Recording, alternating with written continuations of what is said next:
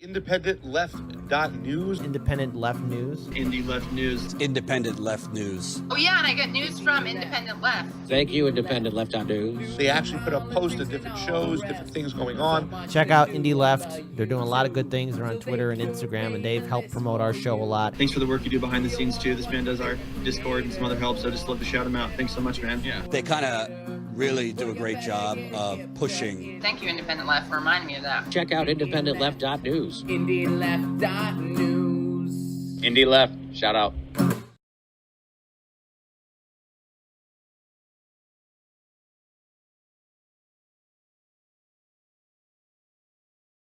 First one is one of our favorites, and that's Robbie Receipts. Getting back to Substacks. His Substack is Politified Jaeger. News. Yep, Jaeger bombs. Did you go out and get your Jägermeister? No, we're still gonna do that. No, next time I will though. I definitely will next time. We'll keep it in the freezer. It'll be good. Yeah, we'll drop Jaeger bombs. So yeah, yeah, this every is a really time Jaeger posts a Jaeger bomb. This is a really interesting article that he dropped on us this week.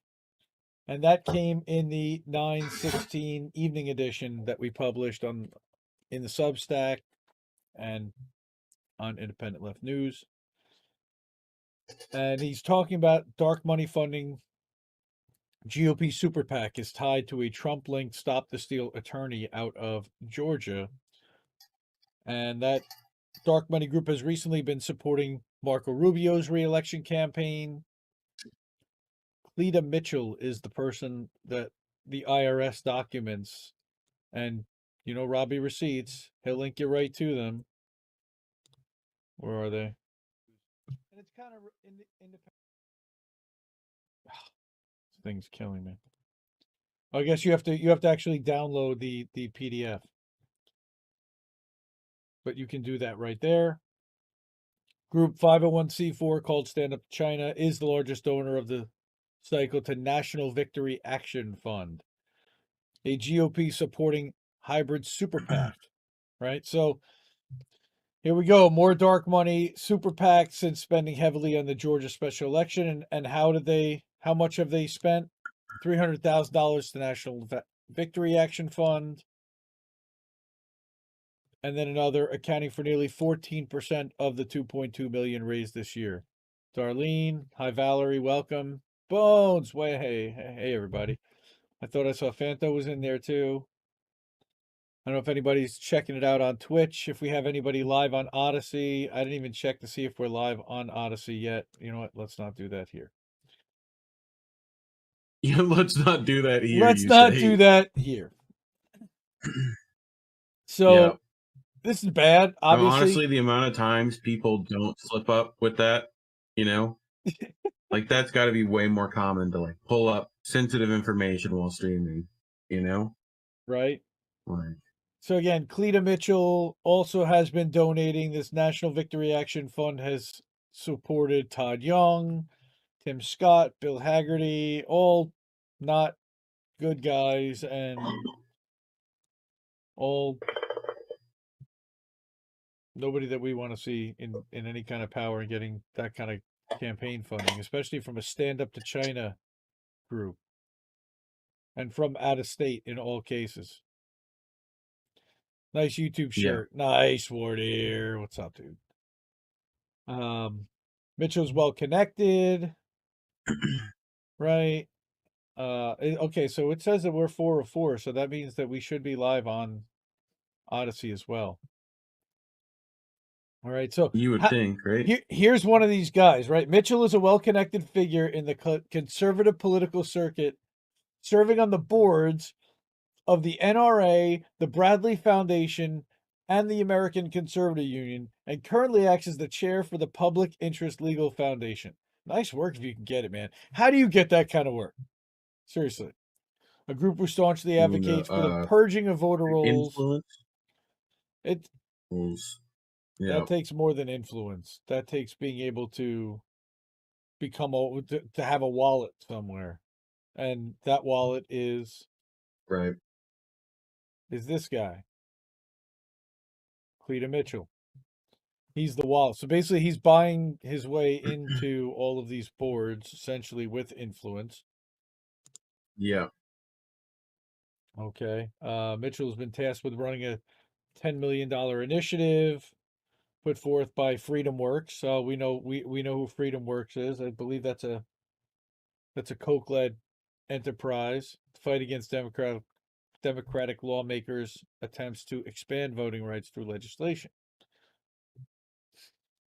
So Robbie receipts. He's got the goods. All right, started in October 2020. National Victory Action raised nearly $15 million before the end of December, with almost half it coming from Citadel's Ken Griffin, which is really interesting after he got crashed during Wall Street bets, right? So Yeah. again, they spent the money during the special election, but it started the cycle with over $10 million in the bank, and through June would pay down their $5 million debt to less than $1.5 million, ending the period with over $5 million remaining. So they're spending money on these guys. Okay, and Robbie gets through the IRS filing exactly who's behind that, or at least one part of who's behind that, which is the 300K. Right. Robbie receipts, he's the best. Fanto. So follow the dark money. That's what he loves to do, and that's why we love him. Subscribe to Politify News. It is a paid Substack subscription. Well worth the $5 a month or $50 a year. I believe I'm like a founding member.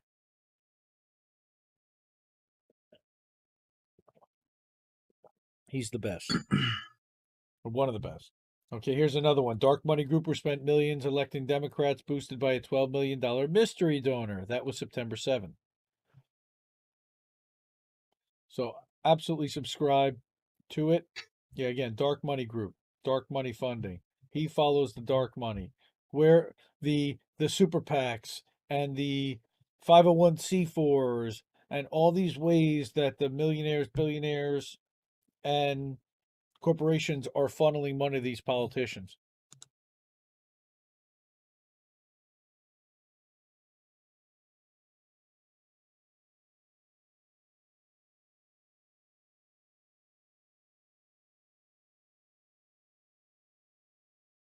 Speaking more of unionization and about workers coming together to support a minimum wage and a living wage and a working wage where people could actually live. And this showed up in my newsletter. Oh no, go ahead, Bree. Have you watched on Netflix Love, Death and Robots yet? No. There's a scene in it. There's a whole episode about a particular color of blue, right?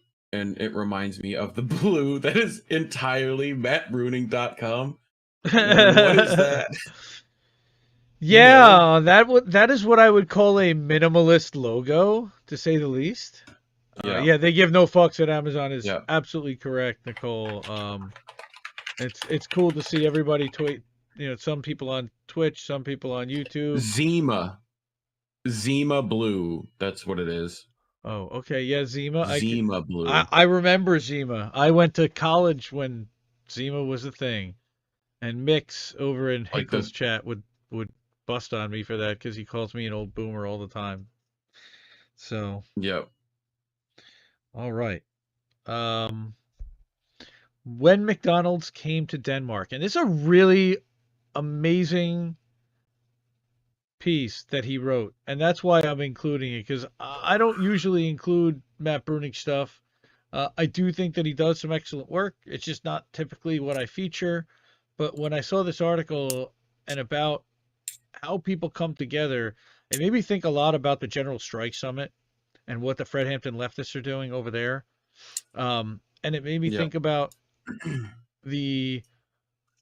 and we're going to talk a little bit more about that later on, the truck drivers in Australia and the farmers in India and how all these different groups had to come together to make something happen, and it's not going to happen from one labor sector at a time.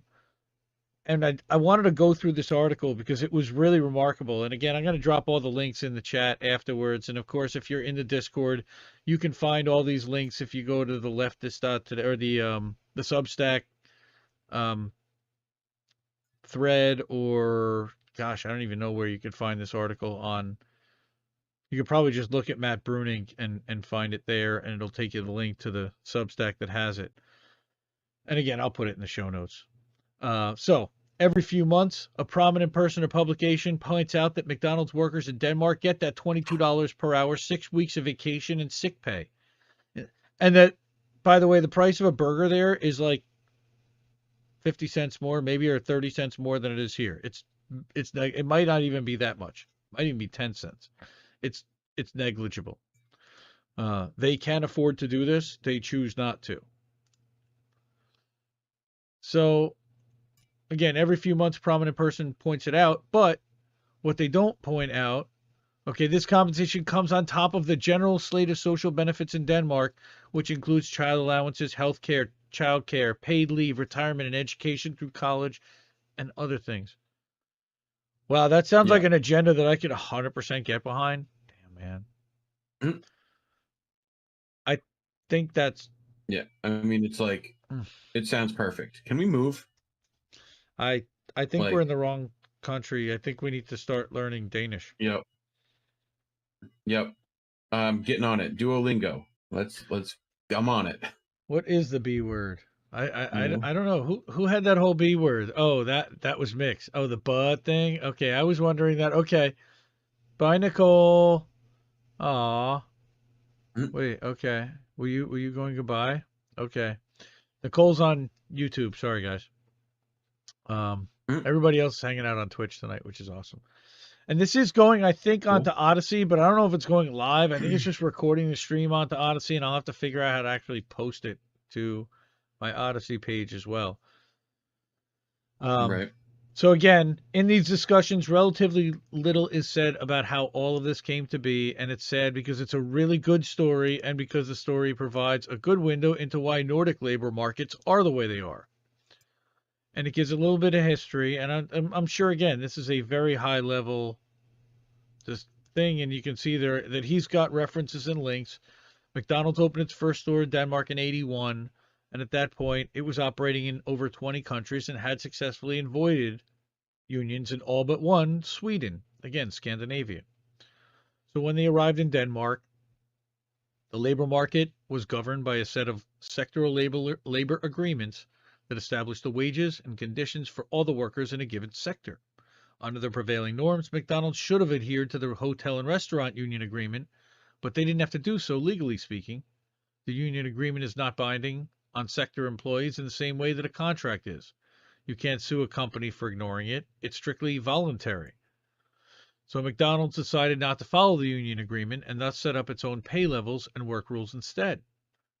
This was a departure not just from what Danish companies did, but from what other similar foreign companies did. So, for example, Burger King, which is identical to McDonald's in all relevant respects, decided to follow the union agreement when it came to Denmark a few years earlier. So naturally, this decision from McDonald's drew the attention of the Danish labor movement. And according to press reports, the struggle to get McDonald's to follow the hotel and restaurant workers agreement began in 1982, but the efforts were very slow at first. McDonald's maintained that it had a principled position against unions and negotiations, and had press overtures were unable to move them off that position.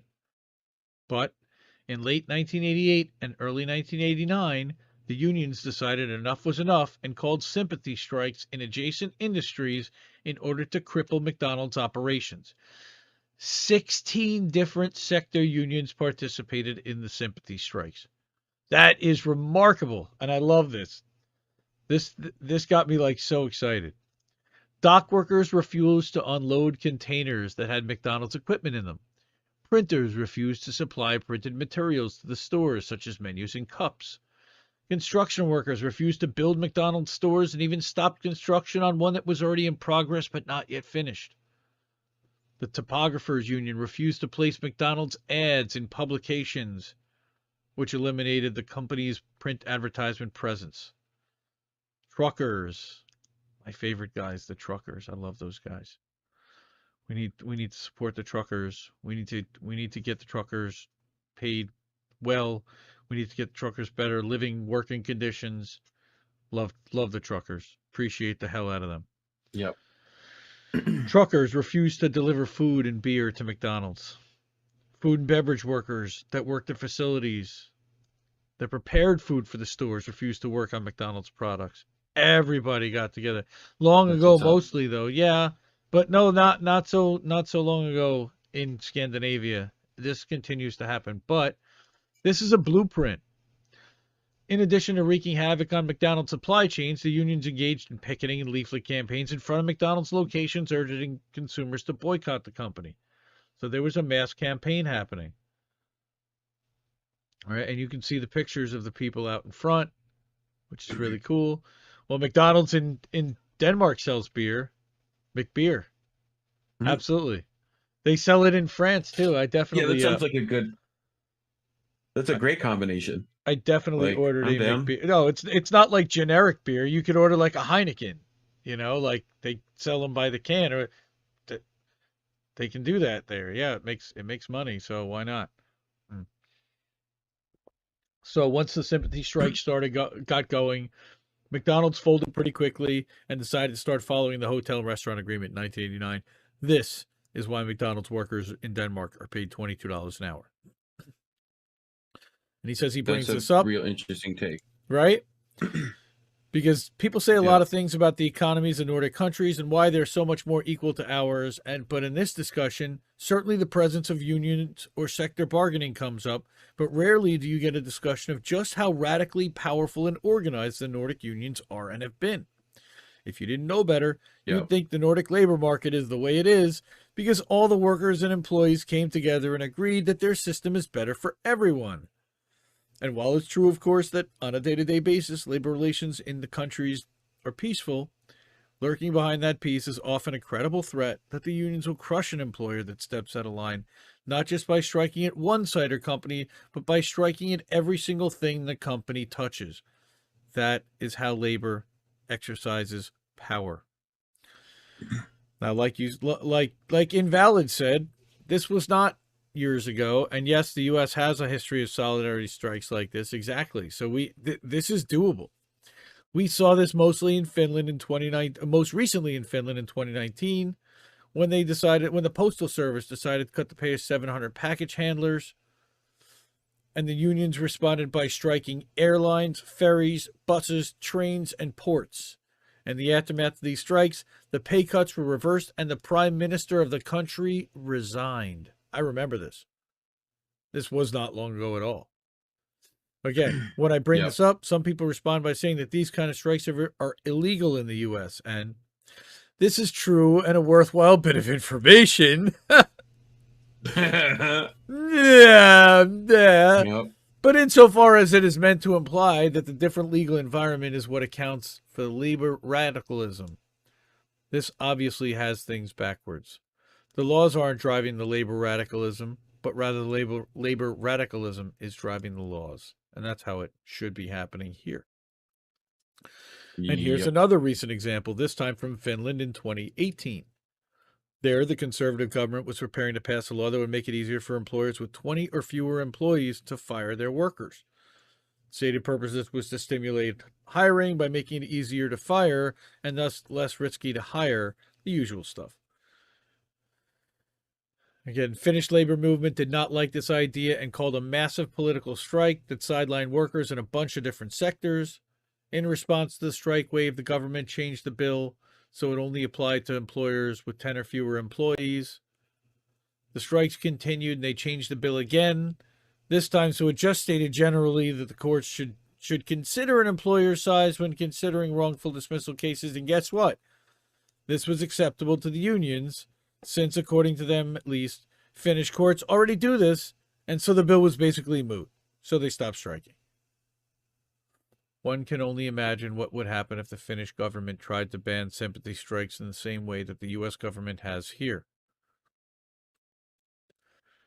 if we were ever going to go to Nordic levels of equality, it's really hard to imagine doing it without building a similarly powerful labor movement. You can certainly get some of the way there, such as by copying certain welfare programs, but without the unions, you'll always be missing a key piece. And while legal and policy reforms can help build the labor movement some, the power of organized labor is not ultimately rooted in the state, but rather in the ability to halt production and wreak havoc even when the state is aligned against it. Yeah, McDonald's doesn't pay Danes high wages because of a statutory wage floor or even because the state stepped in to enforce a collective bargaining agreement. They pay high wages because back in the 80s, Danish unions flipped the switch and turned the whole business off, and McDonald's doesn't want to find out whether they would do it again. This is where we need to get to. Hell yeah, man. Hell yeah. Yep. This might be my favorite article of the week. And Yeah, this was good. yeah, dude. I liked it. I mean, the thing I like about it is, like, you know, I wasn't aware of like sympathy strikes like that because they don't happen here. Well, again, You know? apparently they've been made illegal because somebody recognized how powerful it could become and realized that you could shut down an entire industry. For sure. Everything. The entire country.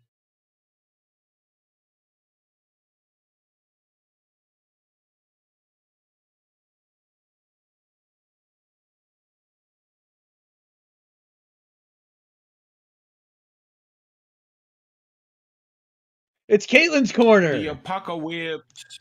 It's Caitlin's corner. Caitlin corner. Caitlin Johnstone. Let's blow this up.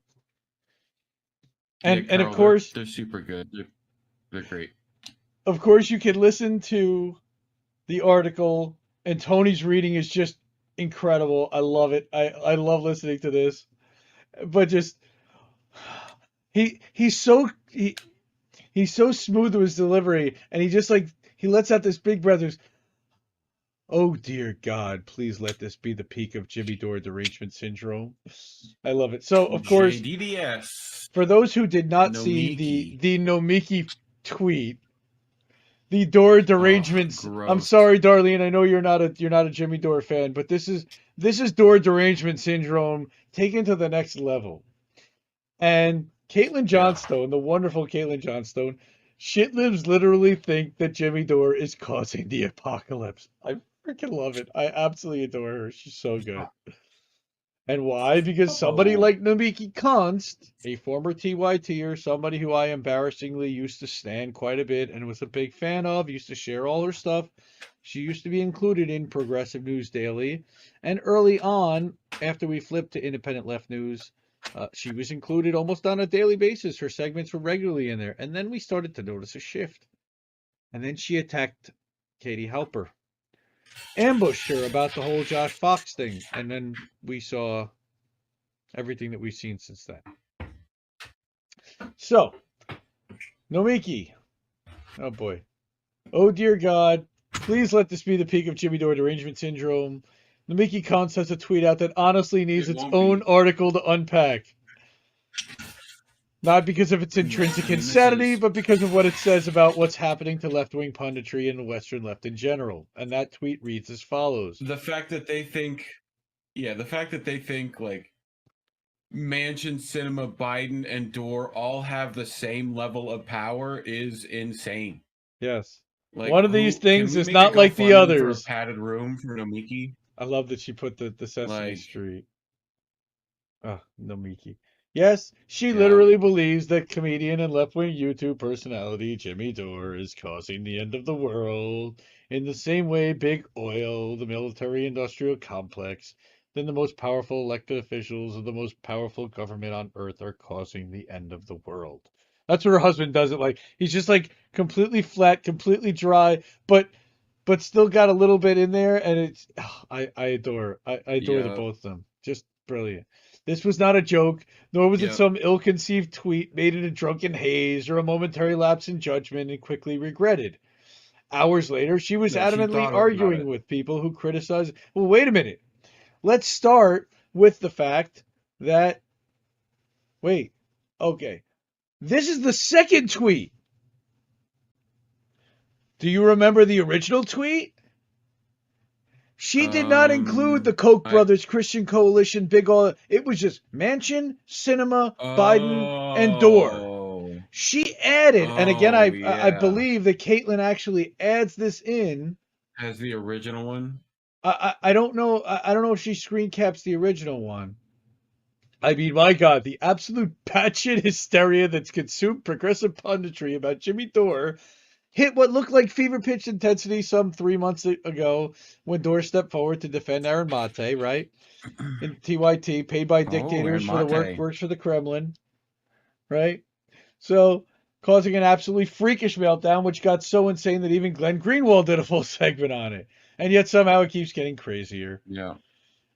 While there is no manipulativeness that I would put past a TYT alum like Const, I don't actually think she was being manipulative in the world's in her inclusion. I think Dore actually consumes that much oxygen in her mind, and her obsessive hatred is validated so thoroughly and continuously by her peers in progressive U.S. punditry that she actually does see him as a central gargantuan figure in the global power dynamics that are leading to human civilization to its collapse. Oh, I love it. Here's the Cheeky Orf video. Shout out to Matt Orphan here. Jimmy Dore, You'll Jimmy find Dore, him on Jimmy Dore, Rumble. Jimmy Dore, Jimmy Dore, Jimmy Dore, Jimmy Dore, Jimmy Dore. If you haven't seen this video, my God, watch it. I'm not going to play it because it's just, I can't hear him say Jimmy Dore one more time. And Jimmy Dore, and Jimmy And Dore. if anyone wants to remix that video, feel free to. Man, I think he did remix. I think that whole thing is a remix. If you sincerely Yeah. believe, as I do, that our species is being driven to its doom by ecocidal capitalism and omnicidal imperialism, and that this is the single most important subject in the world, then there's no legitimate reason for you to be spending this period in history obsessing over a comedian making YouTube videos in his garage. How is this not completely obvious Well, to everyone? We know what Jimmy Dore's next tour name will be. It will be the End of the World tour. No, you know, it will be. He's definitely not. It will be the tweaking shitlibs tour. Jank will give her a warm TYT blanket. She doesn't need it. She's hanging out with Sam Cedar and Emma now. And they got their Peacock contracts, the Comcast deals. Yeah. Everybody's got their opinions about Dore. He's loud and blunt and unapologetically goes against the grain of the leftist commentariat whenever he feels like it. And that will lead to people having strong opinions about you. I personally love that shit. Yeah. But this ability to set disagreements with Jimmy Dore aside as a distant background issue in the face of humanity's current plight is entirely because garden variety egotism has caused these people to lose sight of what made them care about leftist causes in the first place. And this really isn't about Dore, and it isn't about Const. It's about the tremendous amount of success the powerful have had in manipulating, sabotaging, undermining, fragmenting, and diverting the left in the global north to keep us all turning the gears of capitalism and empire for their benefit. Wordsmith. Absolute wordsmith. Again, here we go. Yep. Replacing capitalism and imperialism with equality, justice, peace, and harmony is what our world needs if our species is to survive into the future. But the agenda to make that transition sets us directly at odds with the largest power structures in the history of civilization. For this reason, there's been a generations-long campaign of psyops, infiltration, and propaganda to keep the left down, which surely continues this day in online circles like Discord servers, Misanthropic Canada Coffee. Not saying anything like that. But even if it didn't,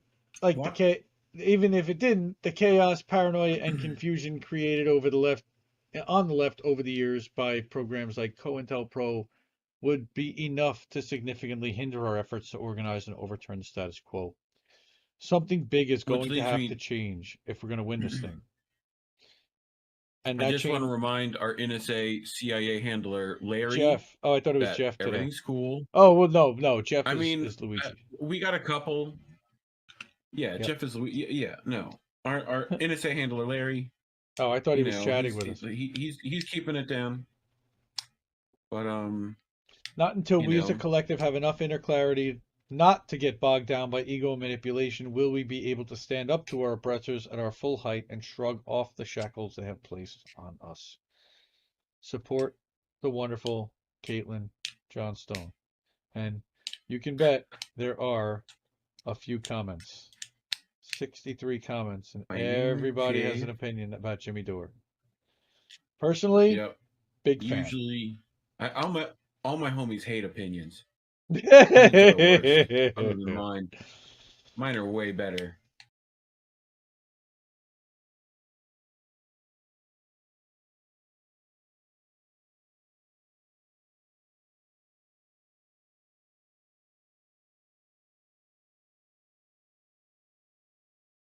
You'll recognize this guy. Don't tell. Unapologetic.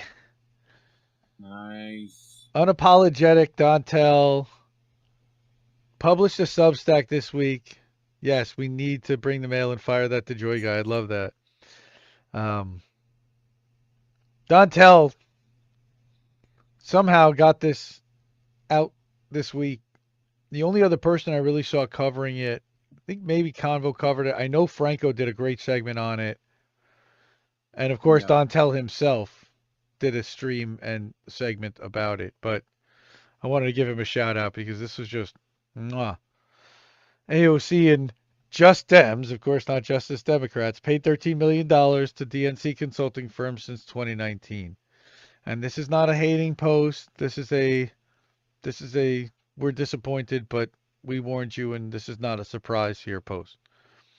Claim to be the antidote to corrupt corporate Democrats, but they turns out they're just Democrats. Classic dad move of we're not mad, we're disappointed. That's what we have to do. I guess. Well, we're not nihilists. We're not nihilists. No. We don't want to watch the world burn. Sure. We want to put our faith in people that will actually do the things that they say that they're going to do. And we're going to find people who are going to do that, and we're going to organize and try to push the people that said they were going to do it and aren't into doing it. Yeah. Whether that is within the party or from outside as independents or from a third party. But the pressure is coming, the pressure is there, and they are feeling it. And they need to be feeling it more often, according to our friend Robert Durden. He's got some pretty good ideas about that. Sure. So, Dontel, after going through a filing on open secrets and totaling money that went directly to consultants, Justice Democrats, Pramila Jayapal, Ro Khanna, Ilhan Omar, and AOC, gave $13 million to DNC consultants over the last 3 years. What? The politicians who solicited millions in donations, explicitly promising to dismantle the corporate influence in the Democratic Party, plan to do it by dumping $13 million into the nexus of corporate influence consulting firms? That'll do it. That'll do it. That's gotta dismantle the corporate influence by giving the corporate influence money. What? Right. The fact that they're willing to invest this amount of money into the shady infrastructure of the party answers a major question. If they aren't funded by corporations, why won't they ever challenge leadership to advance the policies they ran on? They used our political donations as their buy-in to the corrupt but always profitable political machine. It's clear they had no intention of following through on the promise to root out corruption in the party, since they're participating in it themselves by greasing the palms of power brokers in the Democratic Party. Can't argue with very much of that. Yeah, Dontel's just, again, sledgehammer. And this is a long article. I'm not going to read the whole thing. Again, I totally encourage unapologetic.substack.com. He doesn't publish very often. You can support him there. I believe you can pay to subscribe. If not, you can just subscribe via email. But again, Jayapal created a Medicare for All PAC in 2020. From that PAC, $619,000 went to Mothership Strategies, another DNC consulting firm. $124,000 from her own campaign. Jamie Harrison campaign paid them $16.5 million just to lose the vulnerable, odious Lindsey Graham. Oh, I love it. So good. He's got the goods. Chicanery with DNC consultants isn't new. Oh, look who it is. Oh. I was waiting for the reaction. This, look who it is. This is the 2016 Unity Reform Commission meter. All right, where they agreed to do all kinds of things that got completely rolled back once the primary happened. Sean, dude, welcome. Good to see you here. So in 2016, between 7 and 800 million was spent on 5 consulting firms just to ultimately lose in the House, Senate, and White House to Trump. During the golden era of high-priced consultants, the Democrats lost over 1,200 seats at all levels. And again, never a price to pay for poor results. No. In fact, those same consultants are still being paid millions to advise campaigns, which brings me to the explanation I believe this all provides about the subservience. Considering all the advantages these incumbents that I've gone over before, I have a hard time believing AOC spent $1.4 million on a clothing line because she thought that would protect her seat from a challenger. I'm unconvinced that Ilhan Omar really believes $2.9 million to her husband's media consulting firm is what will keep her in Congress fighting the good fight. If Jayapal believes giving a DNC consulting firm $900,000 to run Medicare for all ads move the needle at all on a single payer, I have a bridge to sell her. If the old adage that money is power is true, then the overpaid consultant class of the Democratic Party are second only to the donors in maintaining the corporate capture of the party. Absolute poetry. Poetry. Yep. Genius, really. Like, Dantel. Dude, bravo. Seriously. Thank you. I don't know how anyone with a conscience can keep telling poor people to continue giving their money to these politicians as they become part of the establishment using our money as their buy-in. Jeez. Just sledgehammers. Keep writing sentences like that, yeah. Your money is best spent on mutual aid in your community, organizing direct action, and funding adversarial media. Well, thank you very much, sir. And please fund his adversarial media, calling this stuff out and writing it and publishing it for all to read and see. Please, yeah. Subscribe to Dantel. I'm already a subscriber to his newsletter. Yeah. See, what the great thing about Dantel is because he doesn't publish very often, you know when he's got one, it's going to be really good. And every time I see a Dantel's newsletter published, I go, oh, I'm running for Dantel. He hasn't published very many. And he also called out Jordan in an article where Jordan called me out. So a little shout out for Dantel for doing that. Thank you. So Dantel, the man, like that was great. Appreciate him.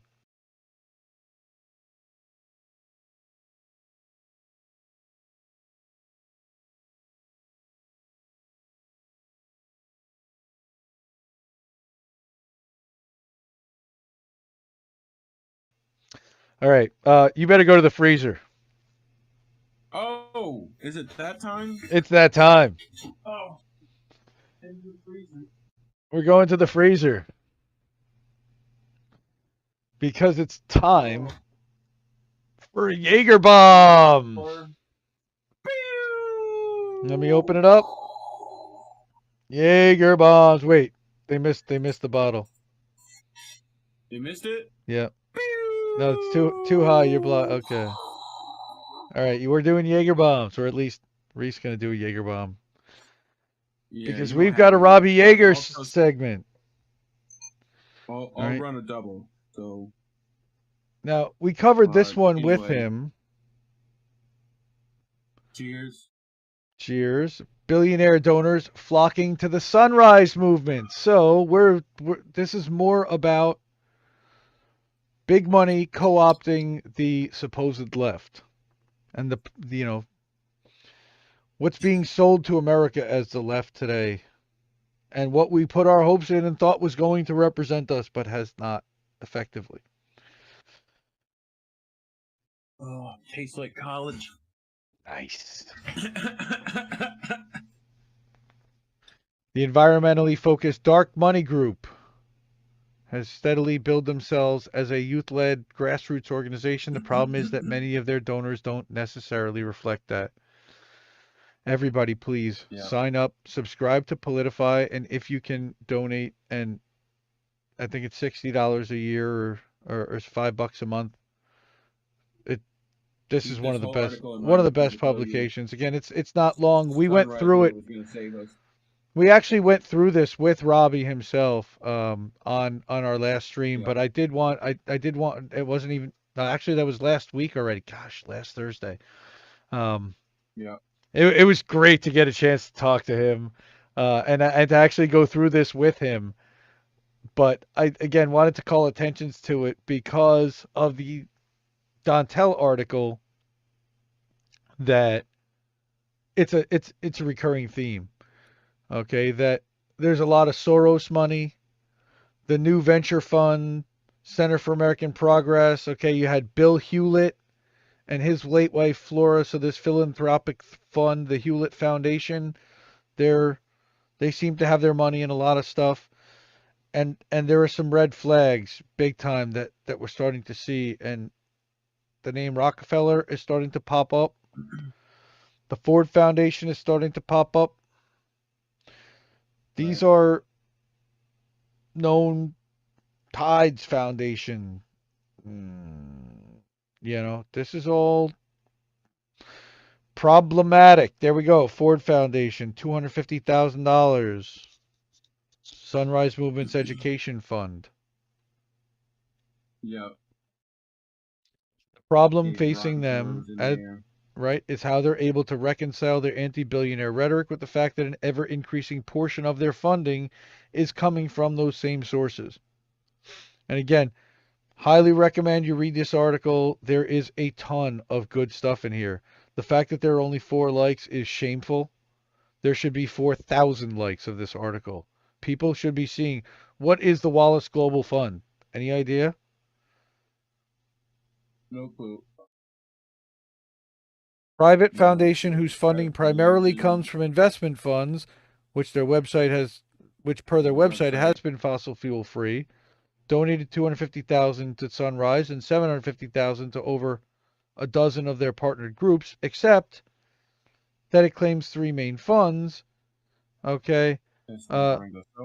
Right. Nearly their entire business model is profiting from investments made in companies that would greatly benefit under a Green New Deal based economic structure. Yeah. Yep. Al Gore involved, Whole Foods, Vestas Wind Systems, Panasonic. These are not environmentalists. Yep. No. Keep in mind how much Tesla has to mine lithium. It's the amount of money that's going into organizations like Sunrise now. Again, Sierra Club, another one. Co-opted organizations across the board. Yep, CIA. And you called it, Sean. You know.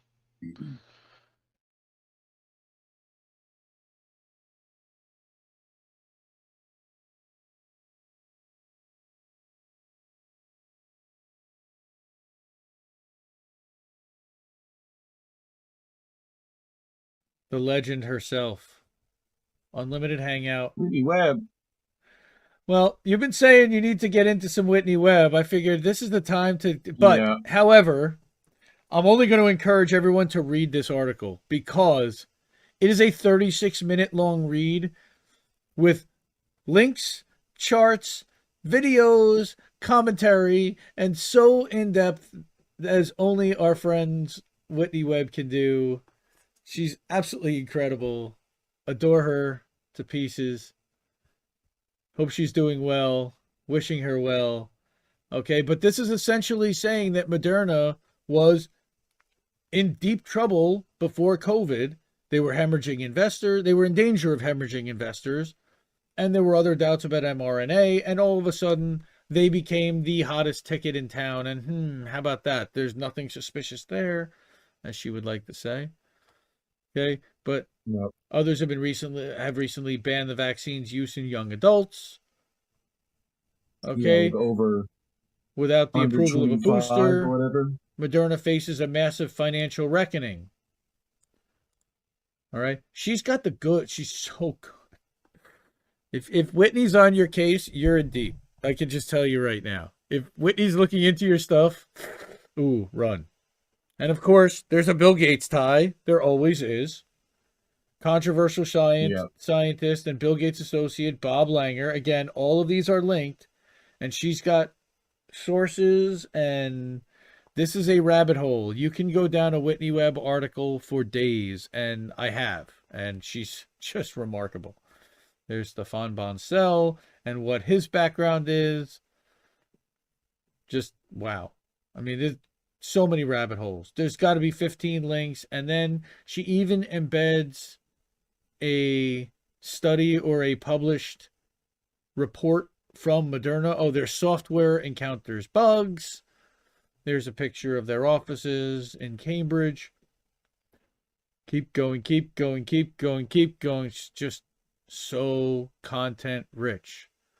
Wait, what the hell was what? Sorry. Falcone! You're not joining the call now.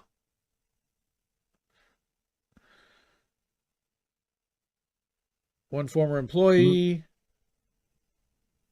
stated that these platforms would have to be a miraculous Hail Mary sort of save for them to get where they need to be on their timelines.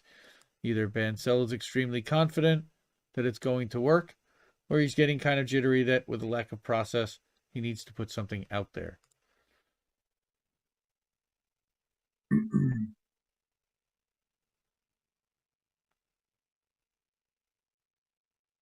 Unreal. Departure.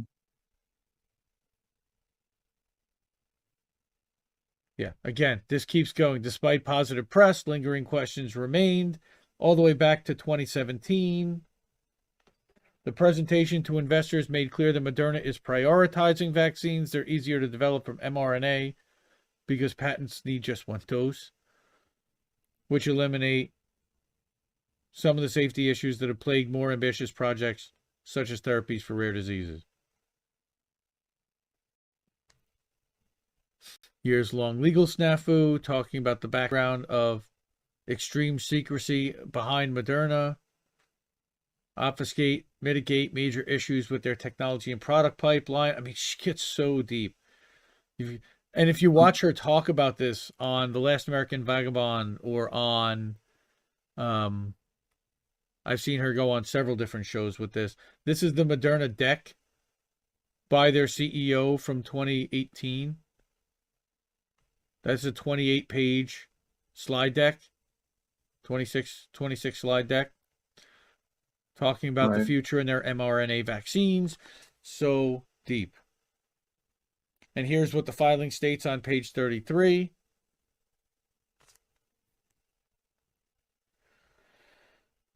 And then the November SEC filing in 2018 makes other statements regarding its supposedly fixed lipid nanoparticle delivery system.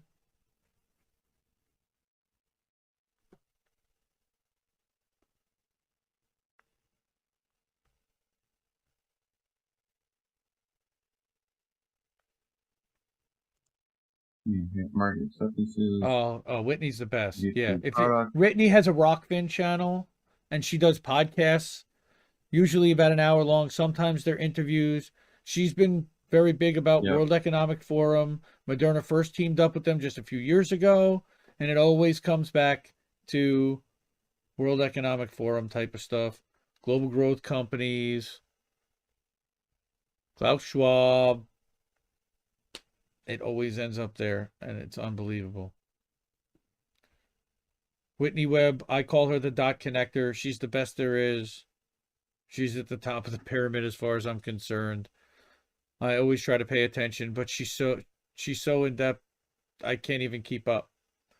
I try to follow as much as I can. It usually requires 2 or 3 listens. You can see how long this is. She's dynamite. Oh, yeah, for sure. Her website is unlimitedhangout.com. Please subscribe there. Support her work. She's independent. She gets shut out of everything. She's on Rockfin also. If you can premium subscribe on Rockfin through her channel for the $9.99 a month, well worth getting access to the entire platform. I'm not on there yet, but I know that our friend Robert Durden just got on there, and some other people just got channels. Everyone who we all know and love is on there. I don't even have to tell you who's on Rockfin. But definitely go and subscribe to Whitney's Rockfin.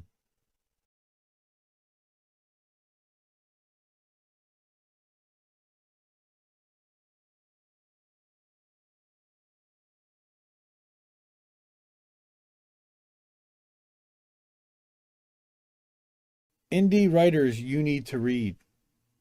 And this is somebody who I've been reading for a while, and I can't believe that we are 9 weeks and 9 episodes in, and this is the first time that I'm shouting her out. She's actually a friend of mine on Twitter. I met her, we quote unquote met virtually through me reading her articles and retweeting her and sharing them. She's outstanding writer. You see, she's got over 12,000 followers on Medium. Her name is Lauren Elizabeth. This article, now I am maxed out because I read every one of her articles. I don't subscribe on Medium, but she does have a Ko-fi account, which I do encourage everyone to support. I'm not a Medium fan and not a fan of subscribing to Medium as a platform. Similar to Rockfin in that you pay $5 a month. I believe you get access to everybody's work. Just not a fan personally. And what I have learned is that if you open the article in a private window, you will be able to see the full article without having to subscribe. And I did love very much this one, and I thought everybody here would really enjoy reading it as well. xlauren-mx.medium.com, and I do very frequently include her in the top 5 for leftist.today, and she's frequently appearing in Independent Left News. And she's got an adorable little kitty cat also. She lives in upstate New York. Now, Lauren is actually a healthcare professional worker. She's a healthcare worker's aide, and she does this on the side, in her spare time. And she writes very consistently, beautiful writing. Sometimes she writes a lot exposing what's going on with Manchin and Cinema and the rotating villain stuff within the party, correctly predicting what's going to happen sometimes weeks in advance. And this one I thought was really high quality and fit with what we're talking about, which is that Joe Biden is weak and the American people will pay for it, and that there are real long-term consequences for his inability to effectively lead. And what I love about her stuff is that they are short reads, but they are to the point, they are poignant, and they've got some gut punches similar to like a Caitlin Johnstone. So, before he was even elected, I and countless others questioned whether or not Joe Biden was the leader to meet this movement. Of course, we're among them as well. With the coronavirus pandemic raging, inequality rising, people desperate for change, regardless of where they might find themselves on the political spectrum, there's no denying that whoever would occupy the office of the president following Trump would face unique challenges they would need to be willing to tackle. To this day, watching the Democrats rapidly coalesce around the most milquetoast, boring, status quo politician they could find in an effort to beat the candidate who not only polled well against Trump, but got more people excited than any Democratic candidate in decades just to stop Medicare for all and higher taxes on the wealthy, was an experience that has forever changed the way I view politics. Not only that, they organized better against Bernie Sanders than they ever did against the GOP. Boom. And one of the things that's cool about Medium is you can actually highlight that and tweet it as a quote. Nevertheless, here we are with Joe Biden, left wondering what's going to happen next. Joe Biden is incredibly weak. As much as liberal voters and loyal Democrats might like to deny it, the man can't even hold his caucus together, much less keep a campaign promise. After all, not even a year in, and we've already abandoned the $15 minimum wage, police reform, immigration reform, and negotiating drug prices for Medicare. Throughout the tenure of his presidency, the bravest thing he did was exit Afghanistan. Unfortunately, that bravery and willingness to do what is objectively the right thing to do doesn't seem to extend to fighting for legislation that would benefit the American people. He's had a year to prove himself. Well, it's been really 9 months. Right now, regardless of whether or not his administration is directly responsible or not, the American people who don't follow politics see supply chain issues, gas prices skyrocketing, food, grocery prices skyrocketing, inflation across the board, and a president who can't even get his own caucus behind him at a time when the party holds the House, the Senate, and the White House. Not only that, but when members of his own party hold his agenda hostage, he does nothing aside from shrug his shoulders and pretend as though there's nothing he can do. It's not only is it weakness, it's weakness that the American people are going to end up paying for in the end. As she said before, she doesn't care. She could care less. I could not care less about Joe Biden, his fellow corrupt corporate Democrats, or their political futures. I don't care about Kamala Harris wringing her hands, unable to figure out how she could possibly be so unpopular. I don't care about Chuck Schumer or Nancy Pelosi. I care about the fact that their flailing and fundamental inability to get anything done is paving the way for a Republican landslide in 2022. Yep. A Republican Party that has learned its lessons has already begun gerrymandering districts in order to ensure they secure the House for the next 10 years minimum, and is facing the undeniable reality that democracy is an inconvenience they could live without. Okay. Again, debatable, but okay, I see what she's saying. And here we are with a Democratic Party that still treats all this like politics as usual. Joe Biden can't even figure out how to fight for his own legislation that would shape his legacy. And we're expected to believe he's going to lead the Democratic Party through the midterms and hold the House and Senate? And yet we can really be surprised when his entire career is encompassed with concessions to the right under the guise of negotiations. Even when CNN is talking about how this next election could spell disaster for Democrats, there's only so many warnings that can be given. Biden himself seems to understand that he's the last dying breath of neoliberalism's reign. There's a bloodbath coming politically, and the Democrats will only have themselves to thank for it. She dares them to run, vote blue no matter who again. Let's see how it turns out. Well, we know how it's going to turn out, and we know that they're going to do just that. But again, please donate to her Ko-fi account. Lord Elizabeth, she's outstanding. Joe Biden is weak. Can't agree more. Great work, Lauren. Thank you for your support, for your work. Really appreciate your voice out there.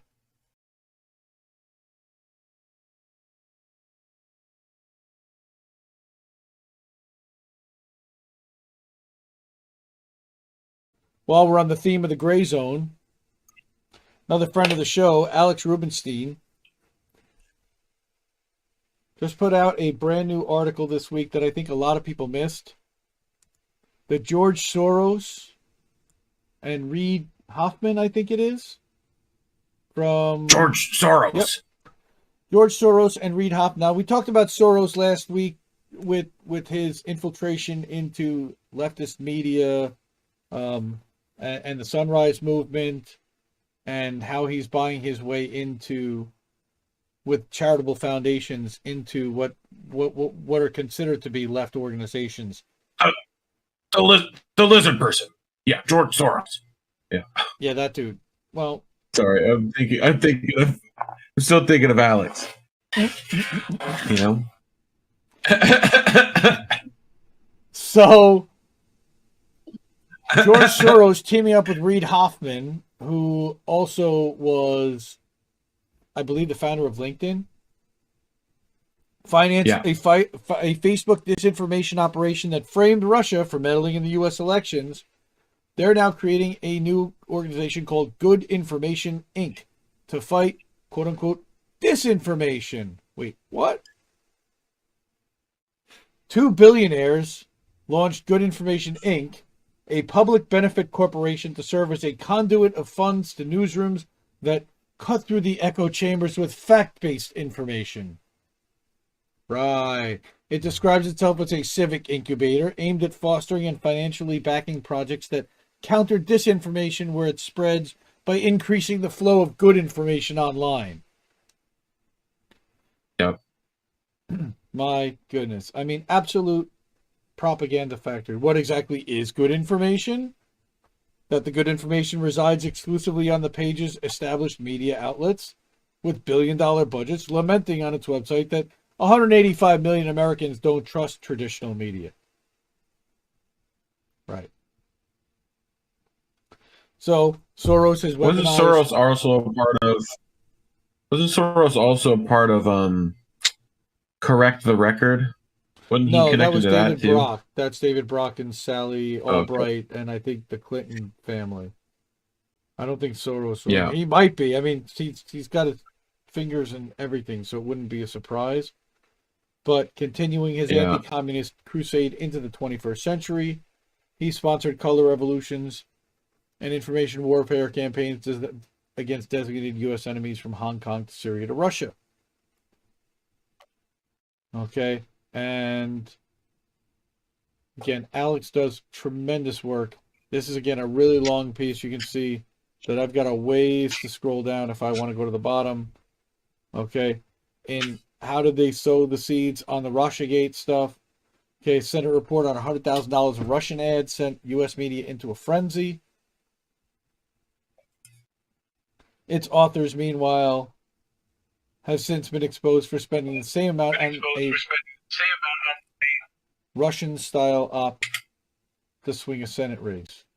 Right. That's the one with, I'm guessing in Massachusetts with Alex Morse. Nope, Alabama, black op.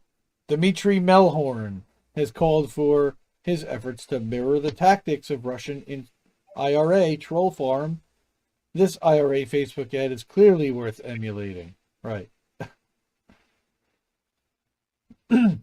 Again, please go read this at the Grayzone. I don't think that very many people saw this. There was a lot going on this week. This is a big article. It's one of Alex Rubinstein's first, I believe, in the Grayzone. And he even published another one there later this week. Maybe. I know he had one on his Substack. Here we go. Here. The right way to eat candy corn. Seriously? The Courier Newsroom. They're part of the Good Information Network, I guess. That's hard hitting. Challenging in the status quo narrative. Good Information will be led by an advisory board heavily made up of former Obama alumnus, Democratic Party apparatchiks, united in their hunger for control over the American information ecosystem and zeal for censoring ideological opponents. Brilliant stuff, man. Great writing. Great writing, Alex. And he does a deep dive on all these people and who they are. They're all neolib corporate shills. Okay, many of these board members have seized on the narrative, spun out by Facebook pseudo whistleblower Francis Haugen to advance their agenda. All right, Tara McGowan has insisted the initiative could make investments in entities across the political spectrum. She noted to the Bulwark as an example of the type of right-leaning outfit they could fund potentially. But New American Project for New American Century, yeah, bad stuff. What? Any relation to our friend Rose? No, I would hope not. Dang. I was hoping more McGowans like her would show up. So. Yeah, but Good Information is more than just another partisan op. It is a domestic echo of the aggressive information warfare operations that billionaire activists like Soros and Pierre Omidyar have sponsored abroad, usually alongside U.S. intelligent cutouts in the service of imperial goals. And this time the target is the American public. We are patrons and supporters of the Grayzone. We're subscribed to Alex Rubinstein on Substack. Big fans of these guys. Independent reporter.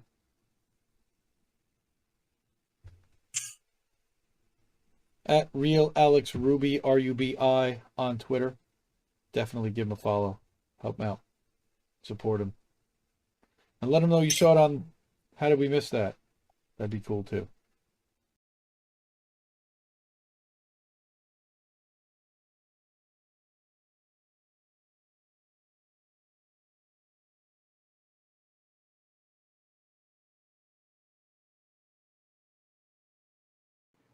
Like, This was published on go November check out a 8th. merch store, I guess. And Feeney has been amazing in shedding light on this from our community. I would not have known about this if it weren't for her. Also, I shout out to Black Unicorn Rose Camilla Harris for also tweeting and keeping this up on a daily basis. And all the Fred Hampton leftists for keeping this alive. I know Compton Jay's also been talking about this. Howard University students denounced deplorable living conditions. And I know we talked about this last week and the week before. I know they met with the university president this week. And of course, he denounced their protest and says, oh, it's not nearly as big a problem as it is. And we're already fixing it. And you guys taking over the building is stopping us from performing the repairs. I will give, I'm going to talk a little bit about a video I did see this week, though. I encourage everybody to check out, and I'll drop in the chat. But this is, again, entered its 5th week, Blackburn takeover. Protesters have garnered support for their demands. The administration at the historically Black university immediately addressed deplorable living conditions. All right, in early October, they occupied it to protest vermin infestations, black mold, asbestos, and other conditions. They also had roaches, I believe, in the cafeteria, I heard, overseen by the for-profit building management company, Corveus. All right. Students have camped out outside the building in tents, and they're saying they're not going back in the building until the building is safe. Yep. Now, a group of protesters Also starting to get winter. It's getting cold out there. All right, there is a petition for everybody to sign. Actually, this is a group of protesters spoke with WSWS about their protests and distributed copies of IYS for social equality statement.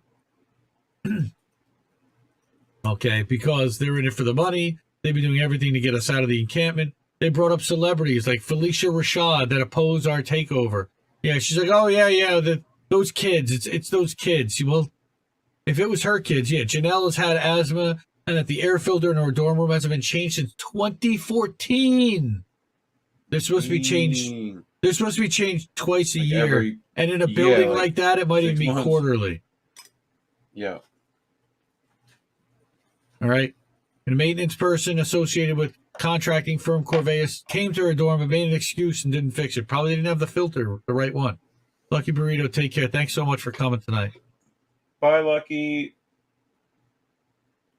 So, stated that the purpose of the demand for a town hall was to open the campus administration to wider demands from the student body, such as better mental health services, better campus Wi-Fi, safer eating quarters, better financial aid assistance.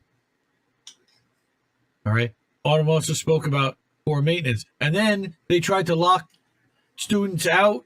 And, yeah, President Frederick keeps Corveus around and refuses to break their contract. He doesn't care about the students or he'd get rid of them, Autumn said. And, again, this is just one student's opinion, but it's just interesting to hear someone who's in the building and who's dealing with this. Leadership continues to do business with other employers of highly exploited workers as well. Sodexo, which is campus contractor, they announced the layoff of cafeteria staff, which they blamed on the takeover, even though they're not even working in that building. Wait, what? Yep. How did they do that? Yeah. They were quick to explain that the narrative had been concocted by the university to incite the campus community against them. All right. The Blackburn, right. The cafeteria in Blackburn was not directly connected to the building lobby where the occupation was taking place, and that there were, in fact, multiple points of entry to the dining rooms in the lower levels of the building. Rather than students causing these layoffs, the administration shut down the cafeteria and is planning to pin the blame on the student. Oh, of Wrong. course it's the student's fault. It's always the student's fault. The ones that are paying $50,000 a year to be there. Dollars. Or a semester. Which they should be getting, like, they should gold be getting toilets for $50,000 a year. Yep. Like, but the problem, and I'll explain, is has to do with Howard's endowment, even though it is tremendous. I was watching a really interesting video from Irami Ose Frimpong, and he was talking about, and let me bring that up in my Discord. what a name. Yes, he's a name. He's brilliant, by the way. Everybody give him a Hit that. follow on. How did you remember that name? What is wrong with you? I think it was Killjoy Meg who turned me on to him initially. And was like, you got to check this guy out. Either that or he was on an FHL stream, or he talked to somebody and somebody told me about him, and I was like, wow, this guy's really good. He's the funky academic. Yeah, Howard U is Black America is his Twitter handle. I mean his YouTube. There's his YouTube. I wonder how he feels about the Silk Sonic records that came out. And The funky academic. I'm sure he loves it. And it was so adorable. His son comes on during the middle of the stream. His son comes up to him and he's hugging him during the thing, and he's making jokes like, "Oh, it's my son," you know. It's so endearing. It really is adorable. This guy's really smart, and he comes from the education world. And basically, what he's talking about is the fact that Howard has an endowment of $850 million. And that sounds like a lot of money, but then you look at Georgetown University across town. Their endowment is $1.8 billion. And that if you look at even George Washington University, not even Georgetown, but GW, that GW University has an endowment of $1.7 billion. He's like, so basically, we wouldn't even have enough, even if you gave all of that $850 million a year, it's not even enough because the endowment is $750. The operating budget is $850 million a year. They start $100 million a year in the hole that they have to raise from alumni, and then they have no endowment left to fix any of the buildings or anything. Again, fascinating video. I highly encourage you to go watch it. It's about 20 minutes long. It's called Howard U is Black America, and he draws parallels to that. This is Howard. It's a microcosm of how Black Americans are being treated all over, but still expected to compete at the same level while being hamstrung at every turn. It's a real problem. You look, we've got to figure out a way to address the systemic inequality out there. I'm a big advocate for figuring that out and for calling out that equality and rectifying it wherever we can. Hey, it's almost 420 somewhere, Reef. So is it? Well, I've been hitting this so the whole time. It's 217. Where is it? So where is it 420 though? Because we are doing 420 at a new time. Yeah, we are kind of. So might be England. No. Good question. So this is again Howard Blackburn takeover. There are solidarity funds to support these students. Okay, here, you, President Frederick, live comfortably in Maryland while students are sleeping on concrete for 25 days, and faculty is poorly paid as well. Okay, articles in WAPO have also attested to the poor conditions not only of students but faculty as well. Okay, Nicole Hannah-Jones, who resigned because she felt devalued and disrespected. Tokyo, Pyongyang, Ambon, Yakutsk, Seoul. Yakutsk is in like one of the former Russian Soviet republic. Shout out Russian friends. Yeah, the use of police violence against protesters. Okay. Yeah. In Friday address, Frederick attempted to save face. This is the university president. While agreeing to none of the students' demands, he stated, "I hear the concerns. I want to be absolutely clear about that." But he admitted that his administration had been lacking in preventative maintenance, avoiding trouble when issues do occur and responding to them quickly. But he's saying that basically the takeovers is preventing them from getting in the building and fixing the rooms, which is not. And where's that chokehold situation? Yeah.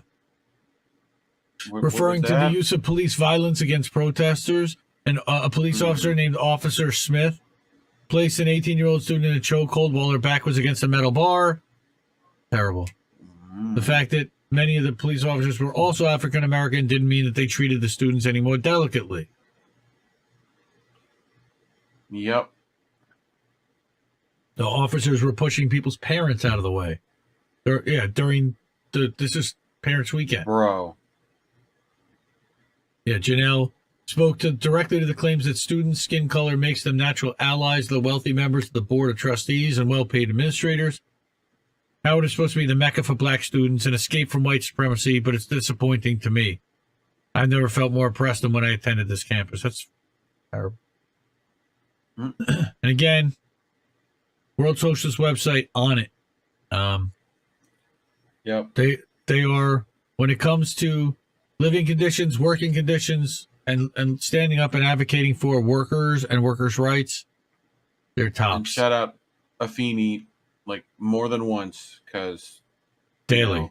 She's retweeting Blackburn Takeover Daily, and she was so powerful today. She was there. She had Lee Camp on today. She was so good with Lee and with Kit, and then she did her Faction Fire podcast right from the General Strike. So I love that woman. Well, you better get hip to Indie Left. Indie Left. IndieLeft.news.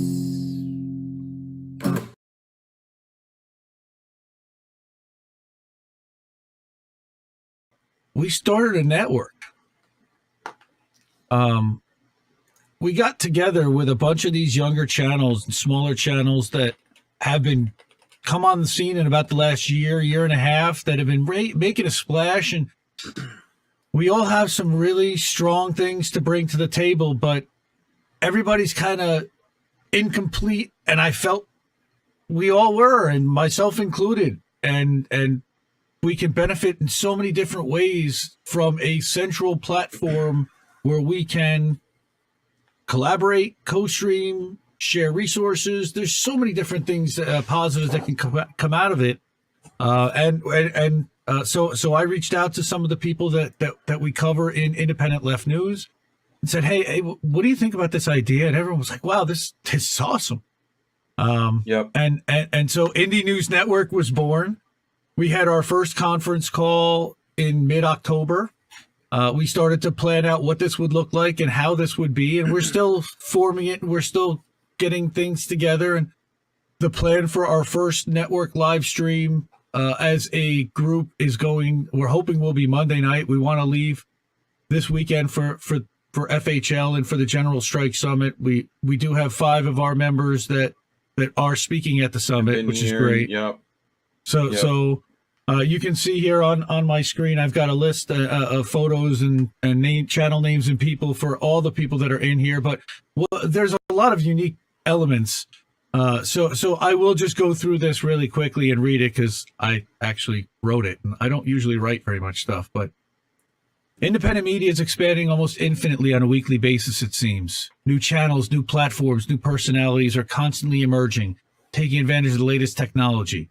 As an independent content creator, it's virtually impossible to keep up with it all. So in that vein, a group of us have recognized and decided that collaborating creates multiple opportunities, and combining our efforts can make us all better. So we're excited and proud to introduce you to the founding channels, people and writers collaborating to form the Indie News Network. Each member already has their own established channels, shows, content, and fans, which they will retain, continuing to build and grow. Each network member will be able to co-publish and co-stream to the network channels whenever they go live, or upload a new video, or publish a new article, or a new podcast episode. Streamers can also use the network Substack to alert email subscribers when they go live, and share a link to Twitter with the stream embedded. What do we have in common? Lots. We're all relatively new to indie content creation space. All started within the past 2 years. Some more recent than that. We all believe in uncorrupted representation. We're all anti-imperialist, anti-monopolistic, anti-fascist. We all challenge narratives and have seen that 20 multi-billion-dollar owned media behemoths control 95% of what America sees and hears, and went looking for the unbiased truth, free from the influence of big pharma, big banks, the military-industrial complex, and big tech. Well, almost free of big tech. Yeah. We're going to be doing exclusive network roundtables, frequency and daytime still to be determined. Stay tuned, really. And we'll be launching other network exclusive mashups, collabs with other networks like Fred Hampton Leftists and the MCSC network, and new shows. The plan at first is to have a presence on 9 platforms to start. So we already have channels set up on YouTube, Substack, Twitch, Twitter, Facebook, Instagram, Odyssey, Rumble, and Patreon. Links to all the members' YouTube pages, Substacks, and or Medium. Seb Solomon has Medium and Twitter handles below. And I know Rob Durden did a video about this, and he introduced every one of the members. Again, I've been watching all of these channels and staying in touch and friendly with all of these folks. And I'm just so excited about everything I've seen. And just it's been amazing to see the collaboration, to see the work that people have put in already, the way that people have been meeting each other and going on each other's shows and having conversations and really helping all of us grow and become a force together, where INN really just arrived on the scene like week 1, and it's happened quickly, and it's been a lot of fun. So Robert Durden is he's a badass, man. He'll punch in the mouth. He's a doctor, so he's been to medical school. He's got some pretty interesting takes and advice on COVID and the jabs, but he's got Political Fight Club, and you know the rule is you do talk about Political Fight Club. Really fun channel to watch. He's funny. He roasts people, but he also's got some strong takes on. He did. When we first started talking to him, he went on stream with Branko talking about, like how networks should be brought together and stuff like that, and how they're not exploitative and all that stuff. Super good. Yep. Right. Yep. That was one of my, like, the guy's been killing it. Yeah. He also talks about who's been moving up and down. I like he's doing these little kind of power rankings, and he talks about who's moving up, who's killing it out there, and who's really helping to change the narrative and to challenge what the corporate narrative is, and challenge the people that are out there trying to hold us down. I popped the link tree in the chat for everyone if everyone wants to go there and excellent. Yeah, if you go to INN stuff. Yeah, you go to indienews.network is the website. Find all the links and channels. Click that link for me real quick. Right? See if that link actually works. Okay, it works for you. Why didn't it work for me? Weird. I had to go to the regular link tree to find it. Oh, that's weird. So, yeah. That's no bueno. Yeah. Mm-hmm. So again, you see this is the Instagram friendly version in square format. And again, all these channels are set up already. we haven't really been posting enough to it, but starting to. We were pretty active on Twitter this weekend with the General Strike Summit so far, and plan to be tomorrow as well. But really excited about this. So the 16 members again are Robert Durden. We've got Tara Reid. Everybody knows who Tara Reid is. I don't think she needs any introduction. She's fantastic, and she got love for so good. Out our friend the Dissident, right. Watching Haas. Hi, how you doing? What's up, Hassan? So the Dissident put out a Substack this week that FHL put out, that Tara retweeted, and that Hassan quote tweeted, and all of a sudden we were off to the races. Okay, we've unhappy. Oh no, he's not unhappy. He's a hug, big old hug. He's doing just fine. He's not even worried about us. It's all good, man. No. So Elias Cepeda, he's an former MMA fighter, a writer, a trainer, a Substacker. He worked for Sports Illustrated. He's worked for some other large multimedia conglomerates, but now he's independent. He was on with Savage Joy, and he was on with the stuff. FHL guys. I know he just did something with Left Reckoning as well.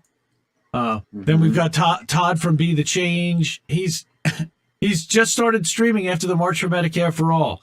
I caught his first stream. He started doing. He mentioned something about Assange, and our Discord bot picks up anyone that does any kind of an Assange stream. And I was like, oh, let me check this guy out. And he's fiery, but he's got a lot of good knowledge, and he's got great takes, and he's reading a lot of the same articles that we feature in Indie Left News. Like, wow, this guy's really good.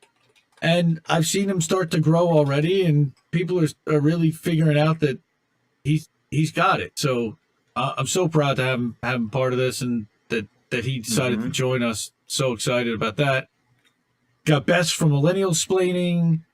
Again, she's doing a podcast for the most part, but they are doing also some YouTube videos and clips as well of episodes. I actually recorded an episode with her that I'm excited to hear. We talked, gosh, it was already probably a month or 6 weeks ago. So we'll see how that aged and what that looks like afterwards. I think it was actually even before I had asked her to become part of this network. And this didn't. Where is Reef from? Lucky Burrito's asking. Reef is from Florida. Reef is from Florida.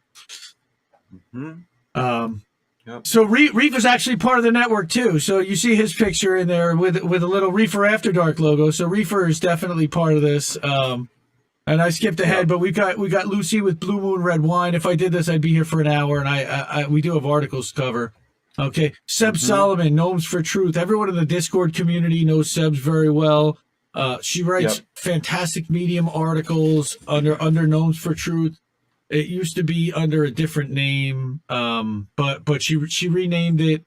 Love her stuff. She's been doing great work into crypto and deep diving into exactly what the benefits or the drawbacks of crypto are, and where the dangers and pitfalls are, and how it is really just another version of a digital central currency, not as decentralized as it's being sold.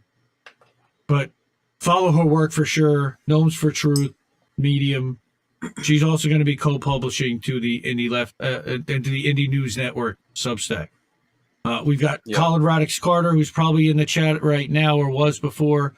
Kamalo Makwano. I've said it like 100 times and I still get tongue-tied with it. Focused on East Africa issues, but he's also going to be doing some other streams. He's talking to some other folks locally about teacher issues, education issues, about economic issues, general strike issues. Colin himself is a preschool, pre-K teacher, I believe. So he brings a really interesting perspective, and I love his stuff. Colin and I have known each other for a year and a half. We met through the Discord community, and we both started those shows pretty recently, and he fits perfectly with what we're trying to do here and who we're trying to reach. So we're so glad to have him part of this, and welcome to the family. And this is what we're building. It's a family. And then we've got Tatami, and Tatami's so spiritual, and Tatami's Diary. She's been on YouTube a little longer than some.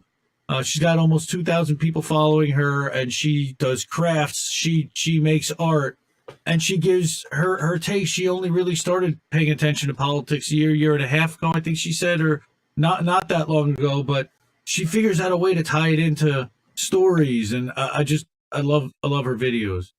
I think I can't hear you for a second, Reef. I don't know if you're muted. I got you. You're good. Yep. So then we've got Noli D. Noli D, everybody seems to know Noli D to the point where she started a channel on YouTube, and she's bigger than all of us. She's incredible. We love her. She also supports tons of people on the back end. She works with the Police Accountability Report. She works with the Real News Network, and she's a connector. She's just one of those people who are special on the back end. And but she also has a YouTube channel, and she puts out videos about police videos and holding police accountable, and we love her channel as well. So she's certainly welcome, and so glad she also decided that she wanted to join. And I think everybody knows Daryl from Black and the Empire on Twitter. So when I heard that he was going to be starting a channel and starting to do some videos, when I saw him on the Fred Hampton Leftist stream, I said, oh my goodness, well, there's got to be a spot for Daryl here in INN. So if it, by all means, and one of the things that Daryl said in our first call was that, some of the tech he doesn't really know that well, and that was preventing him from maybe wanting to do streams and going live. And we're like, well, that's kind of what the network is going to do, is you're going to be able to have the resources to get the skills or have the help to be able to do what you need to go live.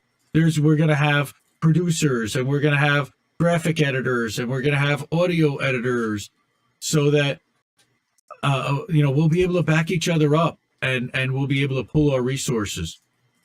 Of course, you've got Independent Left News and Leftist.today. Of course, and how did we miss that? We'll be a part of the network, and we are co-streaming right now to Indie News Network, YouTube, and to all 4 of the properties. We did not do an Odyssey one yet. I don't think we can go live yet from Odyssey. And then we've got Uncle Warren with Extra Bulla. Extra booyah! Extra booyah! War Deer Entertainment. We love his stuff. He's just comic relief so far. Extra booyah. He's a place to hang out and cut loose. Reef was on the show this past week. He's also interviewed Misty, and he's had Fiorella on. He's gonna have Rick Overton on soon. I know he was with Franco this week, and everybody can just kind of relax and shoot shit and talk a little bit of stories and a little bit about their background and how they arrived at where they got to, and things that you don't necessarily hear about when you're watching their channel. So that's a lot of fun. Then you've got a couple of other writers. The Dissident, he writes the Substack called The Dissident, the 307.substack.com. By all means, check that out. He's also co-publishing to the INN Substack. And then just today, Kobe from the Pro Peace Report did an environmental panel at the U.S. At the Fred Hampton General Strike Summit. See, words. I just got tripped up. Words. And he also published and did an article and a video on his channel, his Substack, and to the Indie News Network stuff. So yeah. Wow, that was a mouthful. I said a lot. But yeah, we're really excited about all of this. This is a new thing, but this is going to grow. We are planning on filing as a nonprofit organization. We are not looking to make bank from this for anyone. What we are looking to do is benefit the rest of the community from this, and to donate proceeds or to donate them to the individual channels and support all of these channels to help them be able to get the tech that they need and be able to get all the things that they need. But again, as a charitable org, we could potentially take some donations and apply for grants.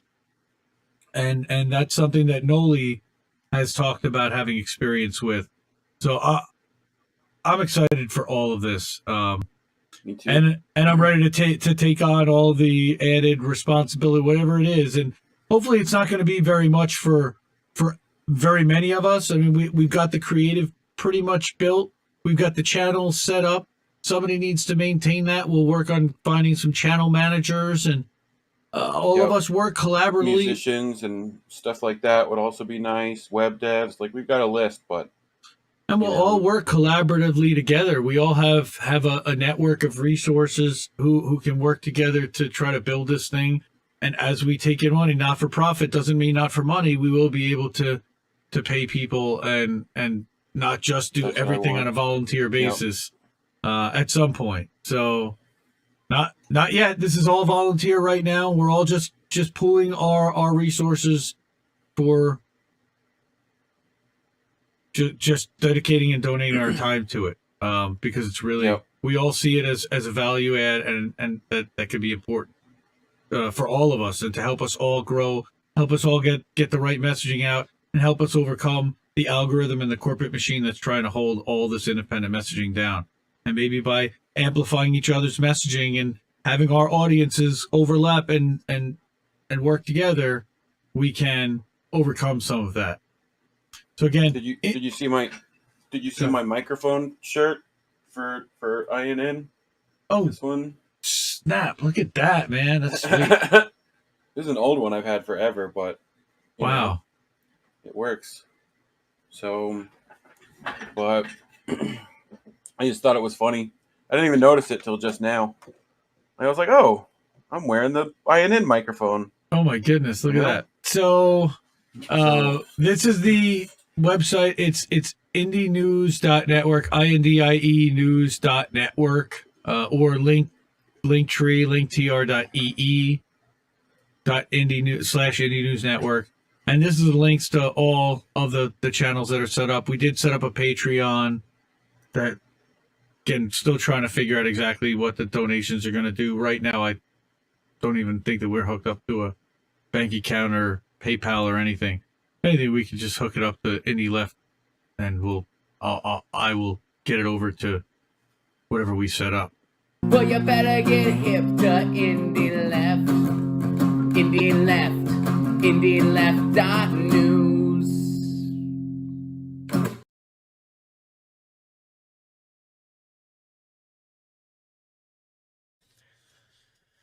So that's kind of a breakdown of where we are. Now, let's talk about some of the misinformation that was shared out there. I got so angry. Let me doodly doo. And again, let's talk about the misinformation that was shared out there. But I got so fired up about seeing this stuff out on Twitter that it actually inspired me for the first time to actually write an article rather than just aggregating and collating, which is what I usually do on a daily basis. So again, misinformation has been a hot topic in mega corporate controlled media, and of course on social. What happens when sources that Americans trust are routinely caught lying to them, using false imagery to generate emotional responses and trigger that instinctual programming?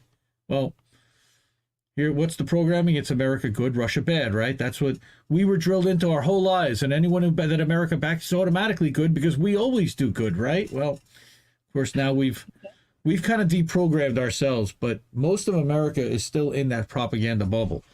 So for any American born since World War II, these two concepts have been subliminally and overtly programmed into our whole lives. But ask yourselves, who's telling these outlets to run with this old footage and imagery while intentionally misleading readers and viewers? And again, we've seen corporate networks. We've seen this woman is a blue chick. She is an MS. She is a journalist. Thousands of likes, thousands of retweets. Very emotionally stimulating, and I can tell you somebody famous of a blue check that I know that shared this article and was it made her feel very patriotic. There's only one problem, is that it was published in 2016. But it was represented as though, okay, so it did give the credit. She did give the credit to the photographer, and that's correct. But it was published on Facebook in 2016, a volunteer photographer for Ukraine's defense ministry, who was dismissed following accusations by soldiers and local photographers that he staged a series of combat photos. This was staged. Look at the bunny. Perfectly clean.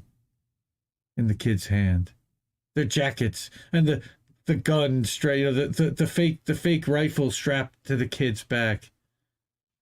And here you go. Stay informed. This media is presented out of context. Now, Twitter is providing a warning label. Here you go. So now now this has really started to catch fire.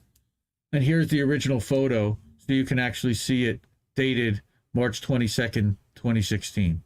Receipts. Now, who used this? It wasn't just Mary Harper. I mean, there was a lot of people that used this imagery, and I saw that picture shared all over Facebook. This one. I mean, if you just search Twitter for this image, and again, what my contention here is that this image was probably shared. And that was just one person, 2,500 retweets, 9,500 likes, probably shared in like millions of times worldwide. And that was designed to get people feeling like, wow, everybody needs to care right now about Ukraine. I really think that people need to start caring about what they're hearing in the media, because it doesn't matter if it's coming from the left or coming from the right. Nope. We are getting filled with a bunch of bullshit and lies. We're being manipulated into basically that's the bad guy. Which I get it. We all need a bad guy to point at. I get that. But both these countries are shit. I'm sorry. But the thing is America twice as bad as either one of those countries. And we need to butt the fuck out. Hell yeah. Again, we are not the world's policeman. Reef has been screaming all week. We are not the world's policeman. We've got to stop this. Reef is fucking right, man. Reef is 100% right. Who the fuck are we to go into someone else's country and decide that their freedom and their rights are in jeopardy, so we're going to protect them? But they don't want us there. Fuck. No, we just want to come in and we want to destroy everything and then take what is left. Resources. And leave you fucked in by yourself. The whole idea is to grab the resources, right? So here's another one. And we're going to go back. This is example C because there was even more of a story that happened with example B. And it turns out I ended up using example B for the cover story. And it turns out I was fed misinformation as well. So it's happening literally on both sides in real time. And we're trying to fact check ourselves. And I'll admit when I got it wrong.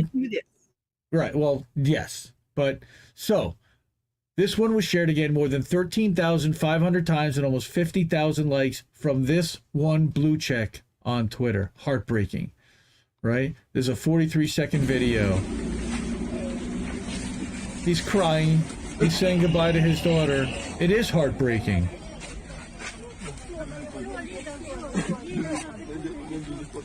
All right.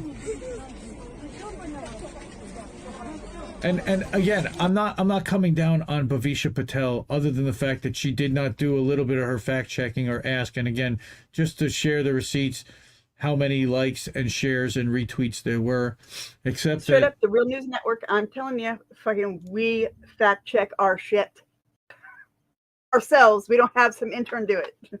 Oh, Bhavisha actually blocked me from seeing that. She must have blocked me because I think I did correct her and I fact checked her, and Asher said he's in Donbass, he's speaking Russian, he's actually going to fight the fascists, aka Ukrainian soldiers or militia. This is 100% wrong, but she gets not 25,000 she gets 25,000 retweets. My fact check won't even get 25. Well, it got 25. It got 2,800 likes on its own and 700 retweets. So I mean, all this misinformation, and she's not even willing to take it down or to say I was wrong or anything. Well, I don't know what but guess what? It's still up because I wouldn't be able to play it right now if this wasn't still up on her Twitter. Exactly. All right. And here's the original post. All right, by Ivan Fikodko, who is the current mayor of Donetsk. I mean, it's so again, this one, as it turns out, Adam Kitzinger. Okay, I guess that's the same one. It went out to over 40,000 people, shared by Adam Kitzinger, who was another one that shared this. Okay, and that had 40 some odd thousand likes on its own. That's a congressman. So nobody is screaming, "Hey, stop this misinformation shit!" We just look like crazy fucking lunatics. Nobody, right? Well, so here is the third story: is Zero Hedge, and again, there's so many things having to do with this story. But here is the picture of Zelensky, even in the military uniform, right? He's fighting on the front lines. Yeah, no, it was a border inspection last April. Same pictures. Here's the Kitzinger one where he's sharing the first photo that we showed. Okay, and again, this is Tyler Durden, Zero Hedge, which also, by the way, the U.S. government has been going after in censorship. Europe took down RT and Sputnik today, so now you can't access those networks online or on TV. That's part of their third round of sanctions. And we're just hoping that doesn't happen here. We do believe in free speech and dissenting voices. And again, we've just proven that the U.S. media and that we are spreading as much propaganda as anything that they can claim anybody else is doing. So, Oh, dude, we're probably doing it way worse. I'm sure we are. And then I don't know what this is. However, I'm going to take the risk because contributor to the show, Big Mad Crab, just sent me a link. And the title says Ukrainian MP Kiva called Zelensky a criminal because he knew about the start of the military operation but decided not to start negotiations. Okay, this is Rada Ilya Kiva proposed the creation of a negotiating group to end the war, which he considers already lost. Wow. Again, and this is by Scoop Trade. I don't know that publication. I have not vetted this story. This was just shared with us by Big Mad Crab, and I figured I'd share it because he said it was part of the story. So thanks for including this, Greg Crab. And we're going to continue to monitor this. I'm probably going to write a follow-up article because there were even more examples than the ones that I showed of misinformation happening this week with regard to Ukraine. And those two guys with the cardboard guns, that one was pretty good. The two guys with the cardboard guns. So this is the third. This is the third one, and this one really messed me up. So I used this image as the cover image when I shared it, and I got tweets saying, "I think this is actually real." And actually, shout out to Matt Orf for when I sent him a link to this. He said, "I think that was actually real." Really, I don't know because when I looked at Beth Sharon's page, she seemed to think that this was from a bombing in 2018 where a woman ends up looking the same way. Okay, now this is the one from 2022, and further down in the post, she's talking about here, this was some explosion in 2018, but apparently this image is not real. And that's what I've learned. And this also is manipulated. This was what happened this week. These were pictures that are claimed from 2018, but actually the gas attack in 2018 was using the footage of a different building. So but this one, if Time is gonna if they're gonna stage a photo, this is Time magazine. They might want to tell the soldier, take the cap off your optics. That's a little embarrassing. So that's one that I might include in another article. And I've had several people send me a bunch of different articles, a bunch of different further misinformation that was perpetrated. By the way, Twitter, screw you guys for making me constantly have to hit more replies and more replies. There's thousands of replies. Now, this is the thing that I wanted to see. Okay, how did this woman end up on the cover of every newspaper in the UK? The next morning. And the reason the answer is because Getty Images bought the rights to that image, but she's the only person they got a picture of. I mean, now this actually is misinformation. And Orf actually did tell me this is another one, and this was shared by our friend Nico, and Nico got caught that this was a fake. This wasn't real. That it turns out that CNN had actually reported the same death twice. That did not happen. That's a hoax. This asshole. This asshole. Love it. That is such a true statement, though. Okay, because the media only shows you a small portion of what the true picture is, and it's what they want you to see and what they're trying to convey. And you see that, guys? That was CNN. CNN who reported that bullshit. It wasn't really CNN. No, it was a fake account that made that was tailored, doctored to look like CNN and make you think that CNN was reporting that, but it wasn't. Yeah, here's more reports using that same screen cap, but these are the actual photos from the photographer from that day, and that she's the only one that's injured at all, and the only one who's bloodied. It's a little questionable why they couldn't get pictures of anybody else. Now this is literally a staged event that they're obviously not taking that picture from here, but that's another previous case where they had found something like that. So I'm going to close out my Twitter so nobody can see that. And let's go back to just Noli and me. And now, finally, we are going to... That's our Ukraine portion. Oh, my God, craziness. The world is burning, but be vigilant of the misinformation coming at you on all sides.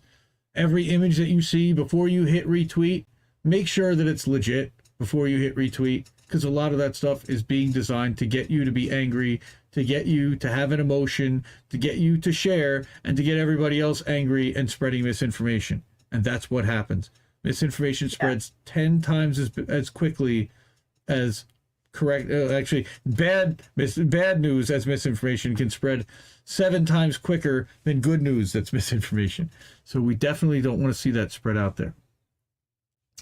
Then there was the girl that somebody, this FR News now, I don't even know if they're a legitimate thing. They took a picture. There was a Palestinian girl yelling at an IDF soldier and said that it was a Ukrainian yelling at them. So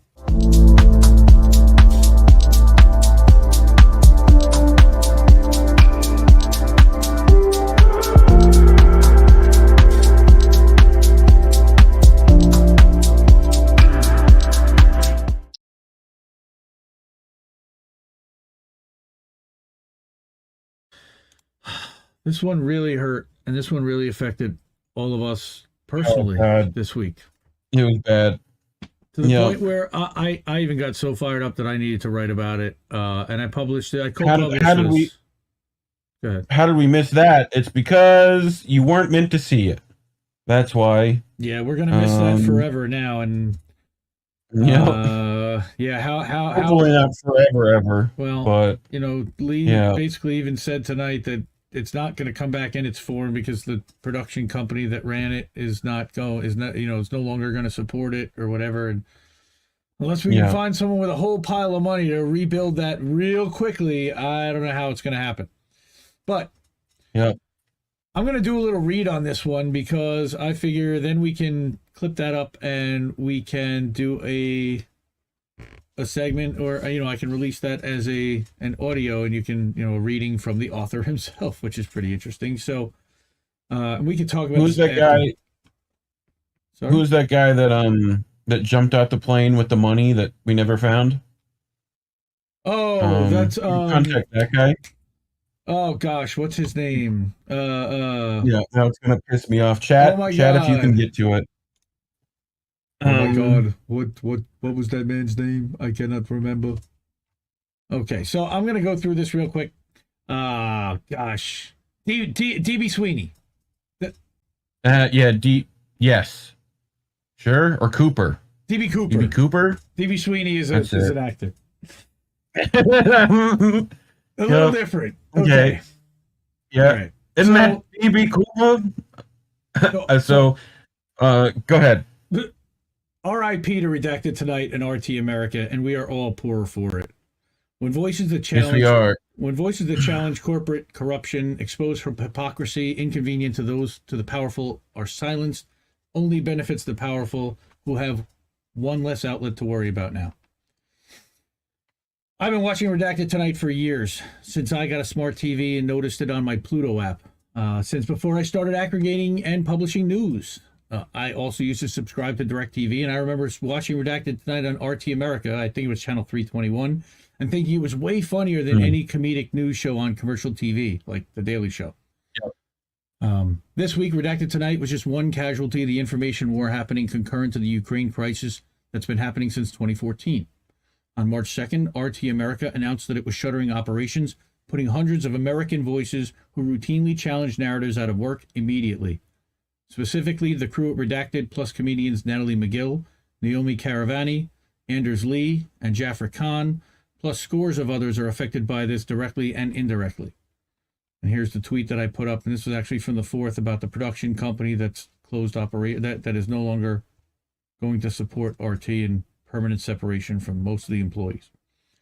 Shows like On Contact with Chris Hedges, The News with Rick Sanchez, The World According to Jesse Ventura, and many others were the only semblance even close to a 24-hour TV network where Americans who have legitimate issues with things happening in our country had a platform to express those gripes.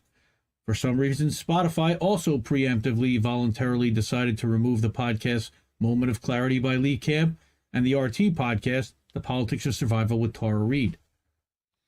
Again, Yeah, Morty. I include a Right, it's Rick Sanchez. tweets about Dr. Rick Sanchez is in there. Tweets from Lee Camp and Tara about their appreciation and talking about losing their shows and losing their podcasts. And it was terrible. She's been pulling her hair out too. It's rough. And Tara's, of course, in the I can't INN blame family, so we've been doing all we can to rally around her and support her, and we love her. And we got her YouTube channel with some stuff up. She's gonna be putting up. RT did give her essentially all her old like videos and stuff like that, and podcasts and stuff. So we should be able to get those up on her YouTube. So if people want to go subscribe to that, I definitely suggest that. We'll put it in the description after the show goes live. Yep. But you won't find them or voices like theirs on mega corporate owned TV, the 20 companies that control almost all content people see and hear, because they say things that make corporate network execs and the companies they advertise for, defense contractors, pharmaceutical companies, fossil fuel, and big box retail, uncomfortable by exposing their corrupt practices, which they try to whitewash with flowery ads. And I've been talking about this for a while, even before this thing got cut. But they've been blackballed by Dems, won't sell out to Republicans. You've got anti-corporate, anti-capitalist voices all over, and they can't get a sniff on TV anymore. That was our only shot. So our independent, my mission in Independent Left Media is and has been to amplify voices that call out corruption and corporate hypocrisy, and Redacted was a crown jewel in that mix early on. As we ramped up and found more voices to include, no doubt partially inspired by the team at Redacted. And for almost a year, one of the YouTube channels that we put on auto tweet was Redacted Tonight. We tweeted every published segment and episode by the channel as soon as it was available on YouTube. For receipts, you can search Twitter for the phrase @INDLeftNews and Redacted. Even before this even launched as a website, we had shared a Moment of Clarity video. And that's when I was actually set up as @Prog News Weekly. That's how far back this account goes. And that was before I even started to launch a website. This was actually the first auto tweet from Independent Left News, and it was back in October of 2020.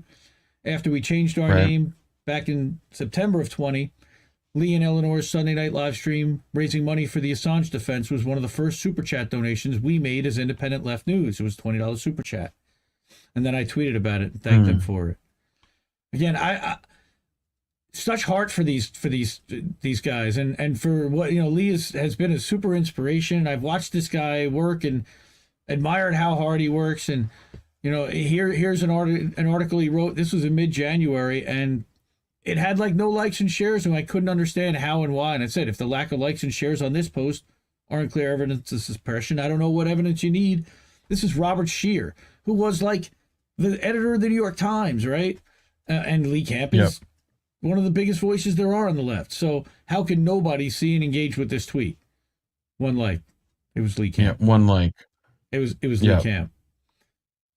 Okay.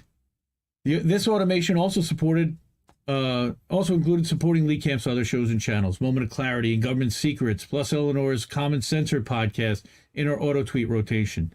All right, we included his podcast at leecamp.com, his post at leecamp.com, and its sheer post when he wrote stuff.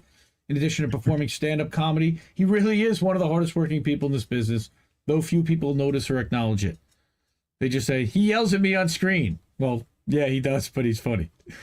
And we support independent media and amplify voices like these. All right, here's one. Again, this was that piece just even a couple of weeks ago. No, this was all the way back in December 2020. Pandemic Dirty Dozen, talking about the companies that were getting rich off of pandemic.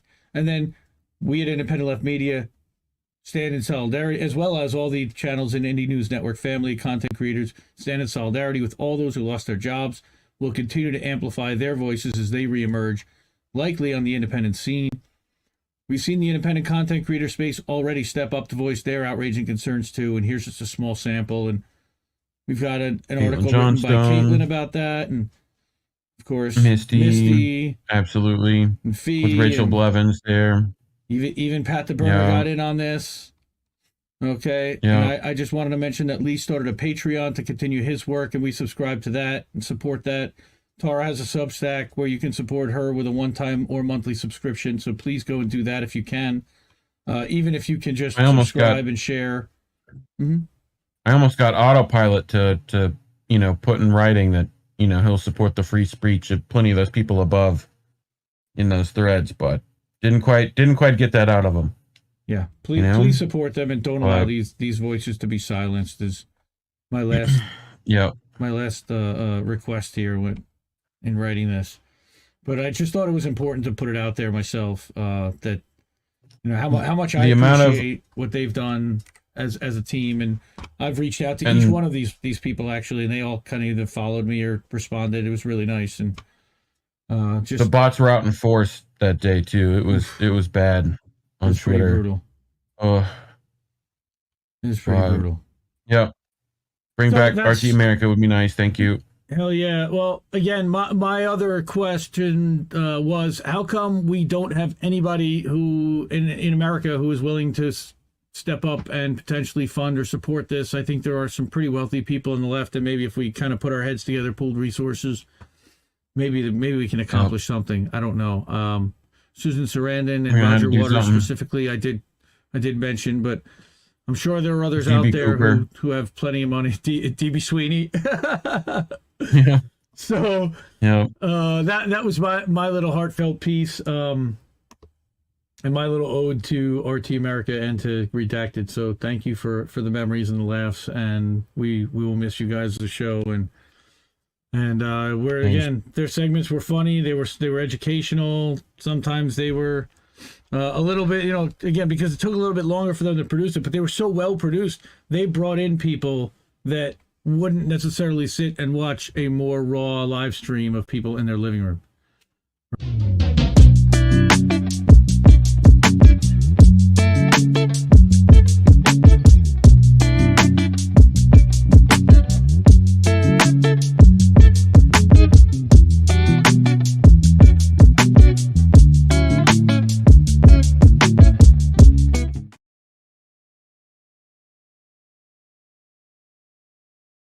Next story, and this one was a doozy. And, I saw this story come out, and it's a real tragedy in a lot of ways. Right. And it was pretty much universal. It comes out, and you can see Brett Renaud. And again, terrible. He's killed in Ukraine, covering this crisis. And Loki? It looks like Loki. No, it's not. It looks like Loki a little bit. It's Brett Renaud. Now, the narrative and the spin around this story is ridiculous. Massive. Redonkulous, okay? Yeah. I hate to even use that word. It's really terrible. But I have to give a lot of credit to Jordan Schachtel of the Dossier for smelling out the bullshit immediately. And the minute I saw this story, it came out like a week ago Saturday or so, maybe even 2 weeks ago. No, it was a week ago. It was the 13th. And I smelled something weird with the story. First of all, it started out at AFP, which is a State Department outlet type of journalistic, whatever you want to call them. Right. Yeah, they are a news outlet, but they're an overseas type of rah-rah, a very pro-USA, again, State Department type of talking points, CIA talking points. You'll see a lot of stuff aligned with pro-USA stuff, of course. And you see this story, and then all of a sudden it's out in the Associated Press and in Reuters, and the story rips around the entire world. And there's like one narrative, okay, that he worked for the New York Times and that he was killed by shell fire, and it's right. A story and a narrative is built, and a legend is built. And somebody even commented, I think it might even be here in the comments or somewhere on Twitter, about like, this sounds like, I hope he's not just like good old Shoe. Doesn't turn out to be just like good old Shoe. And I don't know how many people have seen the movie Wag the Dog, but they basically drum up sentiment for somebody who is trapped overseas, in this case is killed overseas, and they're building a story and a narrative with even a name that might be catchy, and it's trying to emotionally tie Americans to say, look, even journalists are being killed when they're in a war zone. Now, this guy flew to a war zone to cover this, so it's not like, he didn't know. But here's the story. So the tragic shooting was likely committed by Ukrainian forces, not Russians. Wait, what? How is that possible? So, as Jordan talks about, that it was reported in corporate press in almost unanimous fashion that Russia was responsible for his passing, even though no evidence had emerged. They had nothing, again, which was disseminated by Ukrainian officers at the crime scene. And they even interviewed the guy who was in the car with him. And you'll see that, and he talks about it in a way. Gunned down by Russian troops, okay? Reportedly killed by Russian forces. Guardian. Right? In a moment's notice, powerful world leaders and individuals routinely condemned Russia for the tragic death of the American citizen. You know, again, this was constructed. This was an entire narrative that was, they had this PR stuff all ready to go, everybody, and it happened within minutes. State Department spokesman, then you have the leader of the UK, the Prime Minister. There's just one big problem with that narrative, and it's that all the available evidence we have points to the Ukrainians, not the Russians, being responsible for the tragic shooting, which again is a tragedy. Now, why is that? So now, as it turns out, they had been contracted by Time magazine. The fact that he worked with the New York Times in the past, he was a freelance journalist. They wanted to use the word New York Times to get everybody emotionally tied to this story, because everybody knows the New York Times. Time magazine, nobody gives a crap about Time magazine necessarily. But the New York Times is a national treasure. You attack the New York Times, you attack the United States. Hilarious, right? So this morning, Renaud and his crew, which had been contracted with Time, were traveling through the outskirts of Kiev, okay, and on their way to document the plight of the refugee situation. So, according to the Ukrainians, the vehicle came under fire from Russian forces, resulting in his death. And after he was killed, Ukrainian police and public affairs officials took videos and photos of his still warm body and posted the display on the internet for the world to see, which was disgusting. His body was put on display, they said, to showcase the indiscriminate brutality of the Russians. There's only a couple of issues here. So, National Police for Kiev, one of the first, if not the first, Ukrainian official to accuse Russian troops of killing Renaud, several other Ukrainian officials then echoed his claims, describing them as responsible. Still no evidence yet. Right. But since the initial PR campaign, compelling evidence, in addition to multiple eyewitness testimony, has emerged to tell a very different story to these events. Wait, what? Again, where have you heard this? I didn't hear this anywhere else really but here. This guy nailed it. Yeah. All right. So, shortly after the incident occurred, a video was posted to social media with Renaud's body on display in the background. In the video, and I'm not going to play it, a Ukrainian soldier says the shooting occurred in the settlement of Romanovka. Okay, so what again, I don't want to show it. It's almost 50 seconds long. It's horrifying. But the location is very significant because it established that the shooting took place well within a swath of territory that remains within the lines controlled by Ukrainian forces. Now, it's possible troop movement shifted in the early hours, but there's no documented evidence of Russian troops being anywhere near that crime scene before, during, or after the incident. Right. The Russians have in recent days repeatedly shelled the entire area, but Renaud was killed by nearby gunfire, not shelling. All right. So, and here's a map of where the shell, where everybody is and where this thing took place. Okay, where they'd advanced. And you can clearly see that this is not controlled by Russian forces. Here, distance between the area of the shooting is 2 kilometers, and the Americans were even behind a slope, so it's rather impossible for Russians to be shooting them that way with small arms gunfire. Yeah, mortars, yes, but that shit, no. Right? Yeah. So another piece of information came out earlier this evening when the New York Times confirmed that the incident occurred at a Ukrainian checkpoint. Even more suspicious. All right? Traveled around the world, he was shot to death while filming in Ukraine. So here's what the Times reports, that he was shot in the head when Russian forces fired at his car, which which was being driven by a local civilian, across a Ukrainian checkpoint near the border of Irpin. Okay, this again establishes that he had been moving through Ukrainian, not Russian checkpoints, and that now here's where the most important piece of testimony comes into play. And it's eyewitness Juan Arredondo. And I think that you've been continuing to follow and share some of his tweets. Oh my God, yeah. Oh my God, Yep. yeah. Like, yeah, he's there. Who was physically in the vehicle at the time they came under fire. He was interviewed where he discussed what happened. Okay, and he's highlighted significant portions of the interview. All right, colleague. Okay, so this is the guy again, 49 seconds in the hospital. I think I can actually play this. Let me see if I have volume here. Let's see if this works. Tell me please, what is your name? Juan. Juan? Where are you from? The U.S. Yes. What happened to you? We crossed the first bridge in Irpin. We were going to film other refugees leaving, and we got into a car. Somebody offered to take us to the other bridge, and we crossed a checkpoint, and they started shooting at us. So the driver turned around, and they kept shooting. It's two of us. My friend is Brent Renault, and he's been shot and left behind. And how is he? I don't know. You don't know. You don't know what happened to him. I saw him being shot in the neck, and we From got behind. split, and I got pulled into the. And who brought you here? An ambulance. I don't know. So this is a critical piece of information because it rules out the possibility that he died from possible Russian shelling or a Russian sniper of some sort. Okay. He's by far a more reliable source for this incident. He makes it clear that the shooting came from the direction of the checkpoint. And the New York Times, backed by other sources, have established the area as a Ukrainian checkpoint. In addition to that, most recent maps of troop positions show the scene of the crime as an area that remains controlled by Ukrainian forces.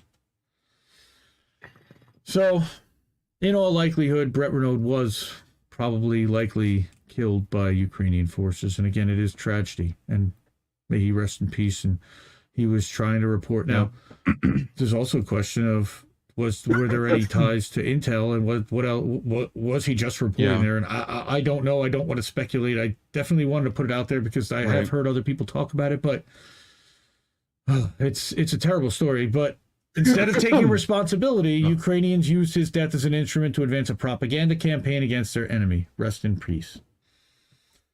I mean, I've been seeing a bunch of stuff from over there about people being like wrapped to like flagpoles and fucking beaten, and like they'll pull their pants down and fucking beat. I mean, it's just straight up like, oh yeah, that was like for stealing a loaf of bread and a bag of onions. There's or so something. many. Oh, they're doing it to like anyone, right? Like but, labeling them. But again, I got thieves, into marauders. I got into an argument on Facebook today, which is that, and all they keep saying is this mainstream talking point that Putin is attacking the safe corridors and not letting anyone leave. Right. Completely ignoring the Except fact that the I'm hearing neo-Nazis are Ukrainians stopping people from leaving. Right. They're stopping them from leaving. I'm hearing Ukrainians shooting at like at those fucking people too. Like, it's crazy. You know? Like, I don't get it. Welcome to the chat. Crab. Makes no sense to me. Oh my God. It's again, double standards, which great. Israel gets away with shooting, killing journalists, doctors. Some of the comments here are outstanding. Classic false flag up. Again, okay, how long has the government been supporting Nazis? It's been about 8 years, actually. Ukraine is the ideal staging ground to produce this theater. Yeah, Sean Penn is not the only actor participating. Very droll. Very good. And again, there are a ton of different comments. Jordan Schlackman, the dossier, Jordan Schachtel, sorry, that's this reporter, this writer. I've been following his Substack for a while. I'll give him a lot of credit. He does excellent work. Subscribe to him for free and support him with a monthly sub if you can.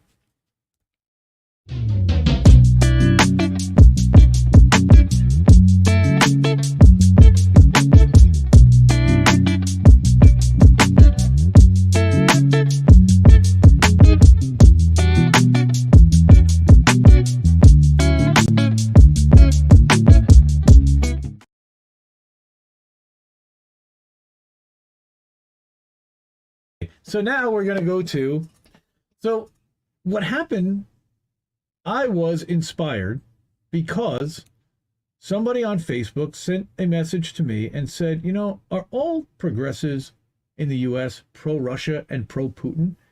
And I started to write a response, and I guess it triggered me in a way, you know? So rather than just respond to this person via DM, which is what I did do, I then copied that DM and response and pasted it into a Substack and built upon it, expanded upon it a little bit. And next thing you knew, it started to turn into an article.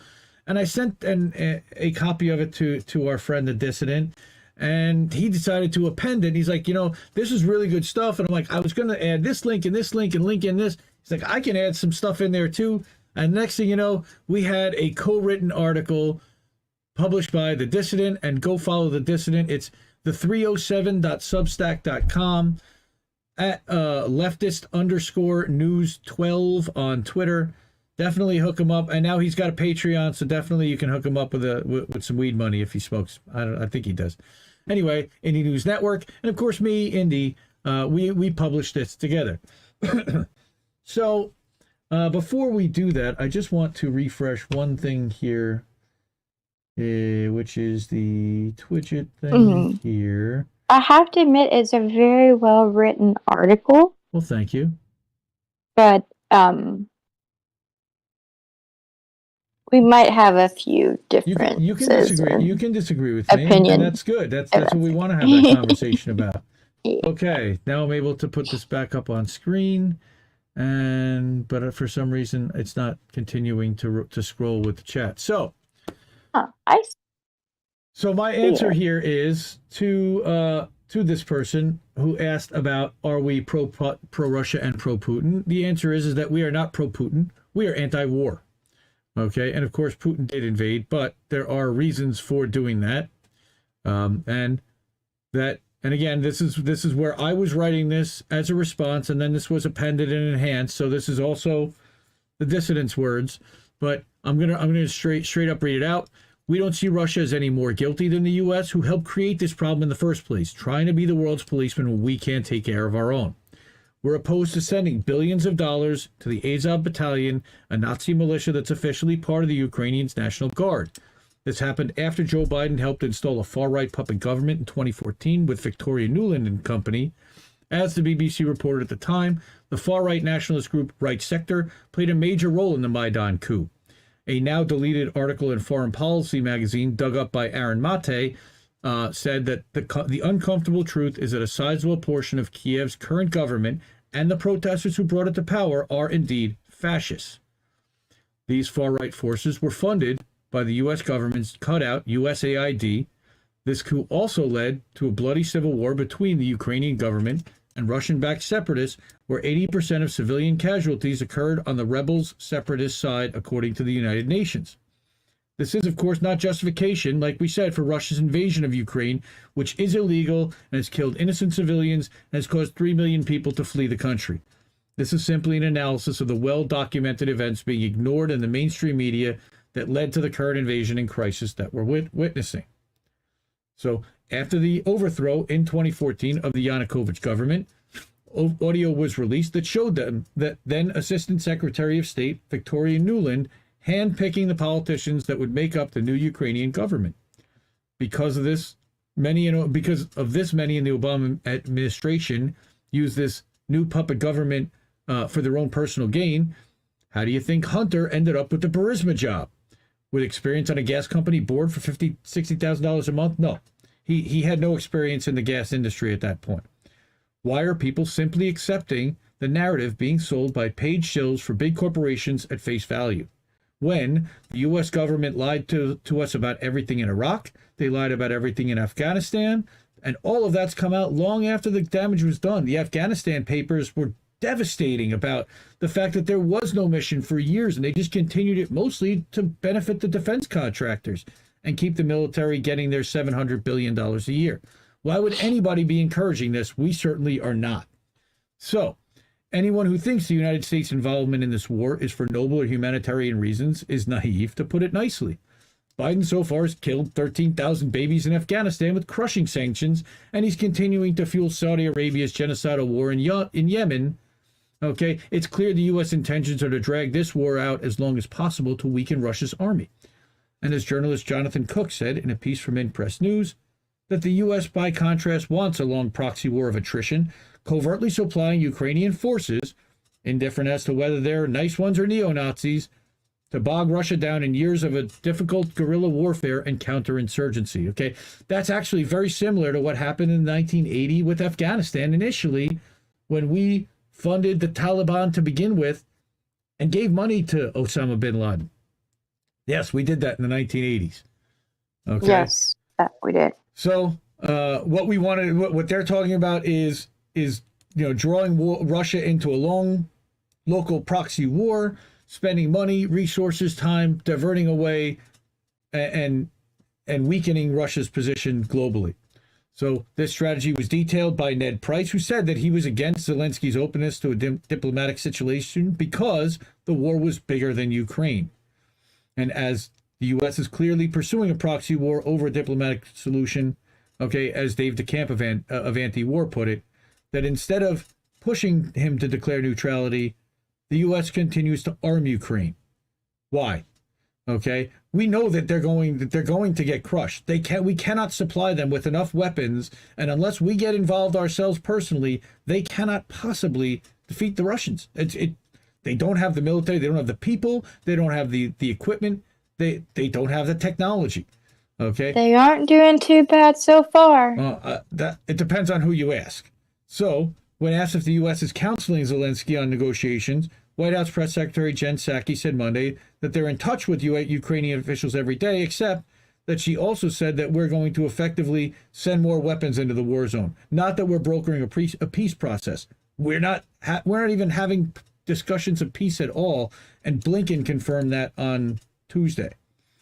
So We know Putin doesn't want peace, though. We know he wants all of the land, that was the Soviet Union. He wants all of that.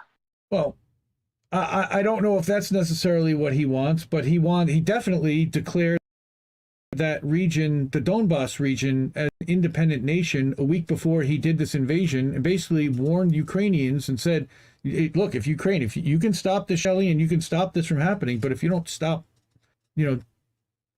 attacking this region, we're going to go in and we're going to stop you from stopping them. And that's a lot of the argument that's happening here, on top of the fact that NATO has continued to expand eastward, etc. And does he want to rebuild the Russian Empire? I don't know. What he wants is NATO to not be involved with Ukraine, and for Ukraine to be at least a neutral zone, if not rebuilding. And not, again, I don't think he's looking to take over all of Ukraine. He wanted to have Donetsk. He wanted to have Luhansk, okay, and not even have, they are mostly Russian area that wanted to be part of Russia, though they are Ukrainian right now, okay. And just like with Crimea in 2014, when they annexed Crimea, there were people in Crimea that were fighting to be part of Russia, okay. And again, there's people saying that he funded the separatist movement and caused that unrest, just like we cause unrest everywhere else around the world. I'm not saying this guy's benevolent, and nobody's ever said that he was. What we're saying is that we've caused a lot of the problems to force his hand to the point where he had to do something. So when we attempted a coup in Venezuela, Russia sent hundreds of troops to stop the overthrow of Maduro.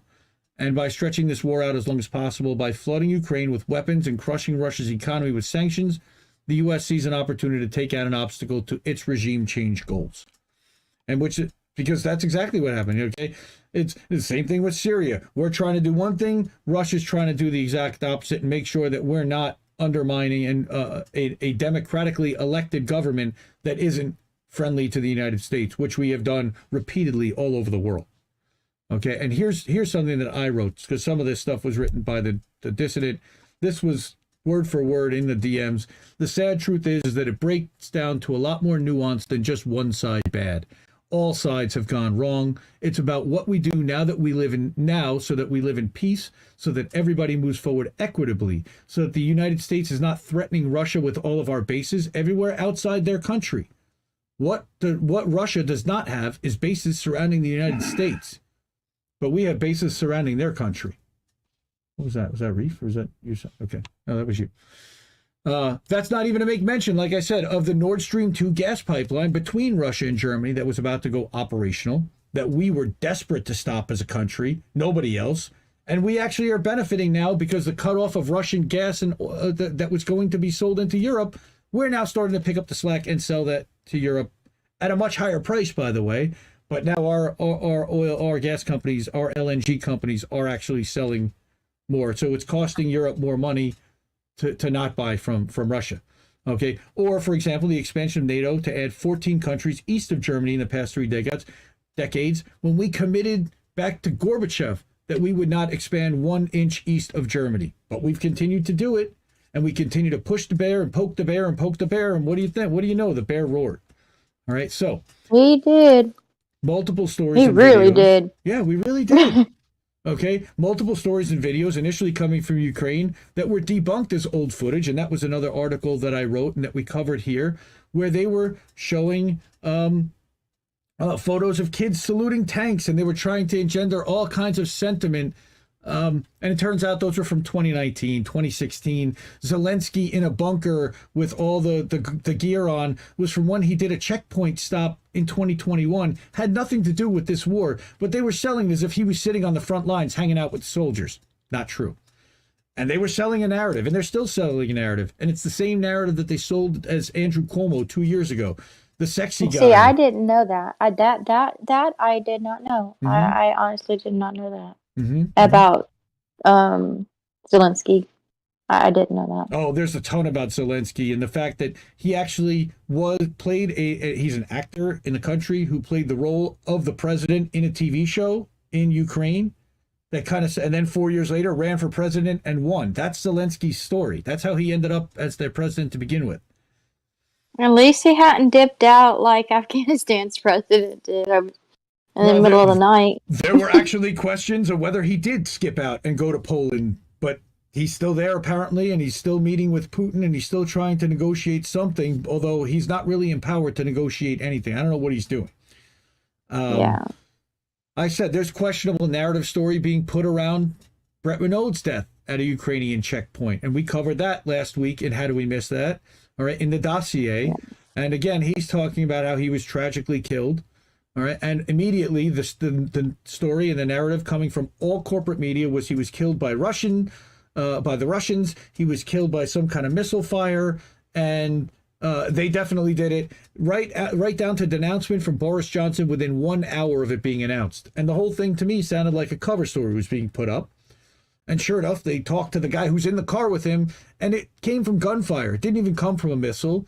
And turns out there were no Russians in the area. It was an area that was controlled by Ukrainians, and it happened near a Ukrainian checkpoint controlled by Ukrainians. Who killed this guy? It wasn't the Russians. And that's what this article is saying. And again, where are you going to hear that on mainstream media? Nowhere, because they want you to believe Russians bad. And that's what this whole thing is saying. We are not pro-Putin. We are not pro any of the... Putin's an oligarch. He's a billionaire also. And he's a spy. He's a freaking gangster. He's a spy and a gangster, correct. Like, he's not a good dude. I never thought and purported that he was a good dude. No world leaders are. And again, the other thing that bothers the hell out of me is for 30 years, this guy's been around. But all of a sudden, in the last 2 years, in the last year, in the last couple of months, now he's Hitler. He hasn't. It's the narrative around this. It's universal, and if you don't believe it, then you're off the island and you're canceled with most of society, and it's really scary. Noli's here. Hi, Noli. Welcome. Okay, so like I said, so recently there's been a dangerous escalation that suggests that NATO may become militarily involved if Russia uses chemical weapons, but they set that up as a false flag. They said, well, if there's chemical weapons, then it's got to be Russia. All right? Sounds just like Syria. Biden recently... Yeah, I was just going to say, sounds familiar. right? Biden recently said that they would respond if Russia uses chemical weapons in Ukraine. This is reminiscent of Obama's famous red line comments when he said that they would militarily intervene in Syria if chemical weapons were used. And then we saw 2018. Okay, again, Charles Glass of Harper's Magazine said it was an invitation for a false flag. And sure enough, 3 days ago, they're talking about chemical weapons, white phosphorus. We're starting to see it here now, and it's, yeah, right. Okay, and that's exactly what happened. Again, like I said, most notably in Duma, where Trump bombed Syria after an allegation of a chemical attack. And later, the whistleblowers within the chemical weapons watchdog, the OPCW, released a censor report to WikiLeaks that suggested that the attack was a false flag. Okay, leaked documents even included an engineering report that suggested the alleged chlorine cylinders were manually placed, pointing to staging. This is in the assessment by Ian Henderson. So Biden is invoking an invitation. How are we supposed to know what's real and what's not? That's what they want at this point. They don't want you to know, and whatever they tell you is real. That's what they want you to think, and don't question it. But it's a real question for everyone watching. If y'all have an answer, please, help me out, because. Right. So yeah, Tyrant Slayer Studios is saying that the intelligence agencies lied to Trump before that bombing. Okay, Noli, welcome to the chat. Also, Valerie's in here. Frankie Lee. Who else have we got in here? We've got E. Heller, Bacon. The Mad Crab is still hanging out. So we got about 15 people watching. Plus, we got 4 on the Rockfin. Hello, welcome to Rockfin. Thank you, and welcome to How Did We Miss That? This is a news show where we cover some articles. And actually, I wrote this one, co-wrote this with our Indie News Network teammate, The Dissident.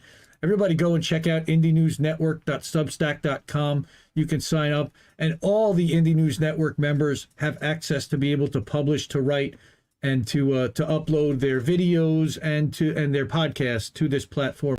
And they usually have their own Substack, as do we, as does The Dissident, as does Tara Reid, our sister in INN. Support Tara Reid and go to her Patreon for sure. Patreon.com/Tara Reid. Throw a couple of bucks if you can. She could really use it, and she could use the love and support. And we love and support her a ton. She's going to be doing live streams on Rockfin, by the way, and all other platforms starting on Tuesday. She's going to be doing a regular weekly Tuesday show we're going to be helping her out with. And that will be co-streamed to Indie News Network, which we're really excited for. My honest belief is that I don't care who maybe created the situation or whatever. The situation right now is that Ukraine is trying to defend itself against an invasion. And more power to them. I mean, that's just my view on it. As far as, like, right now, people are dying. Yeah, we put them right in the middle of this thing, and they're essentially standing in front of bullets for us because we don't want to, and we don't want to get into a full-out war with Russia. And that's what's bothering me and what's disgraceful to me about this whole thing. It is. It's sad. But you know, one thing I'm worried about is all this coverage about Ukraine. I'm beginning to wonder what we're being distracted from. Well, we're being distracted from what's happening in Israel-Palestine. We're being distracted from a war in Yemen. We're being distracted from all the operations that our military is doing in Somalia. We're being distracted from whatever's going on in Congress. Right, absolutely, yes, from the corruption in Congress, and distracted from all the different unionization efforts that are happening, and trying to basically control narratives and then set what the parameters of what's acceptable conversation.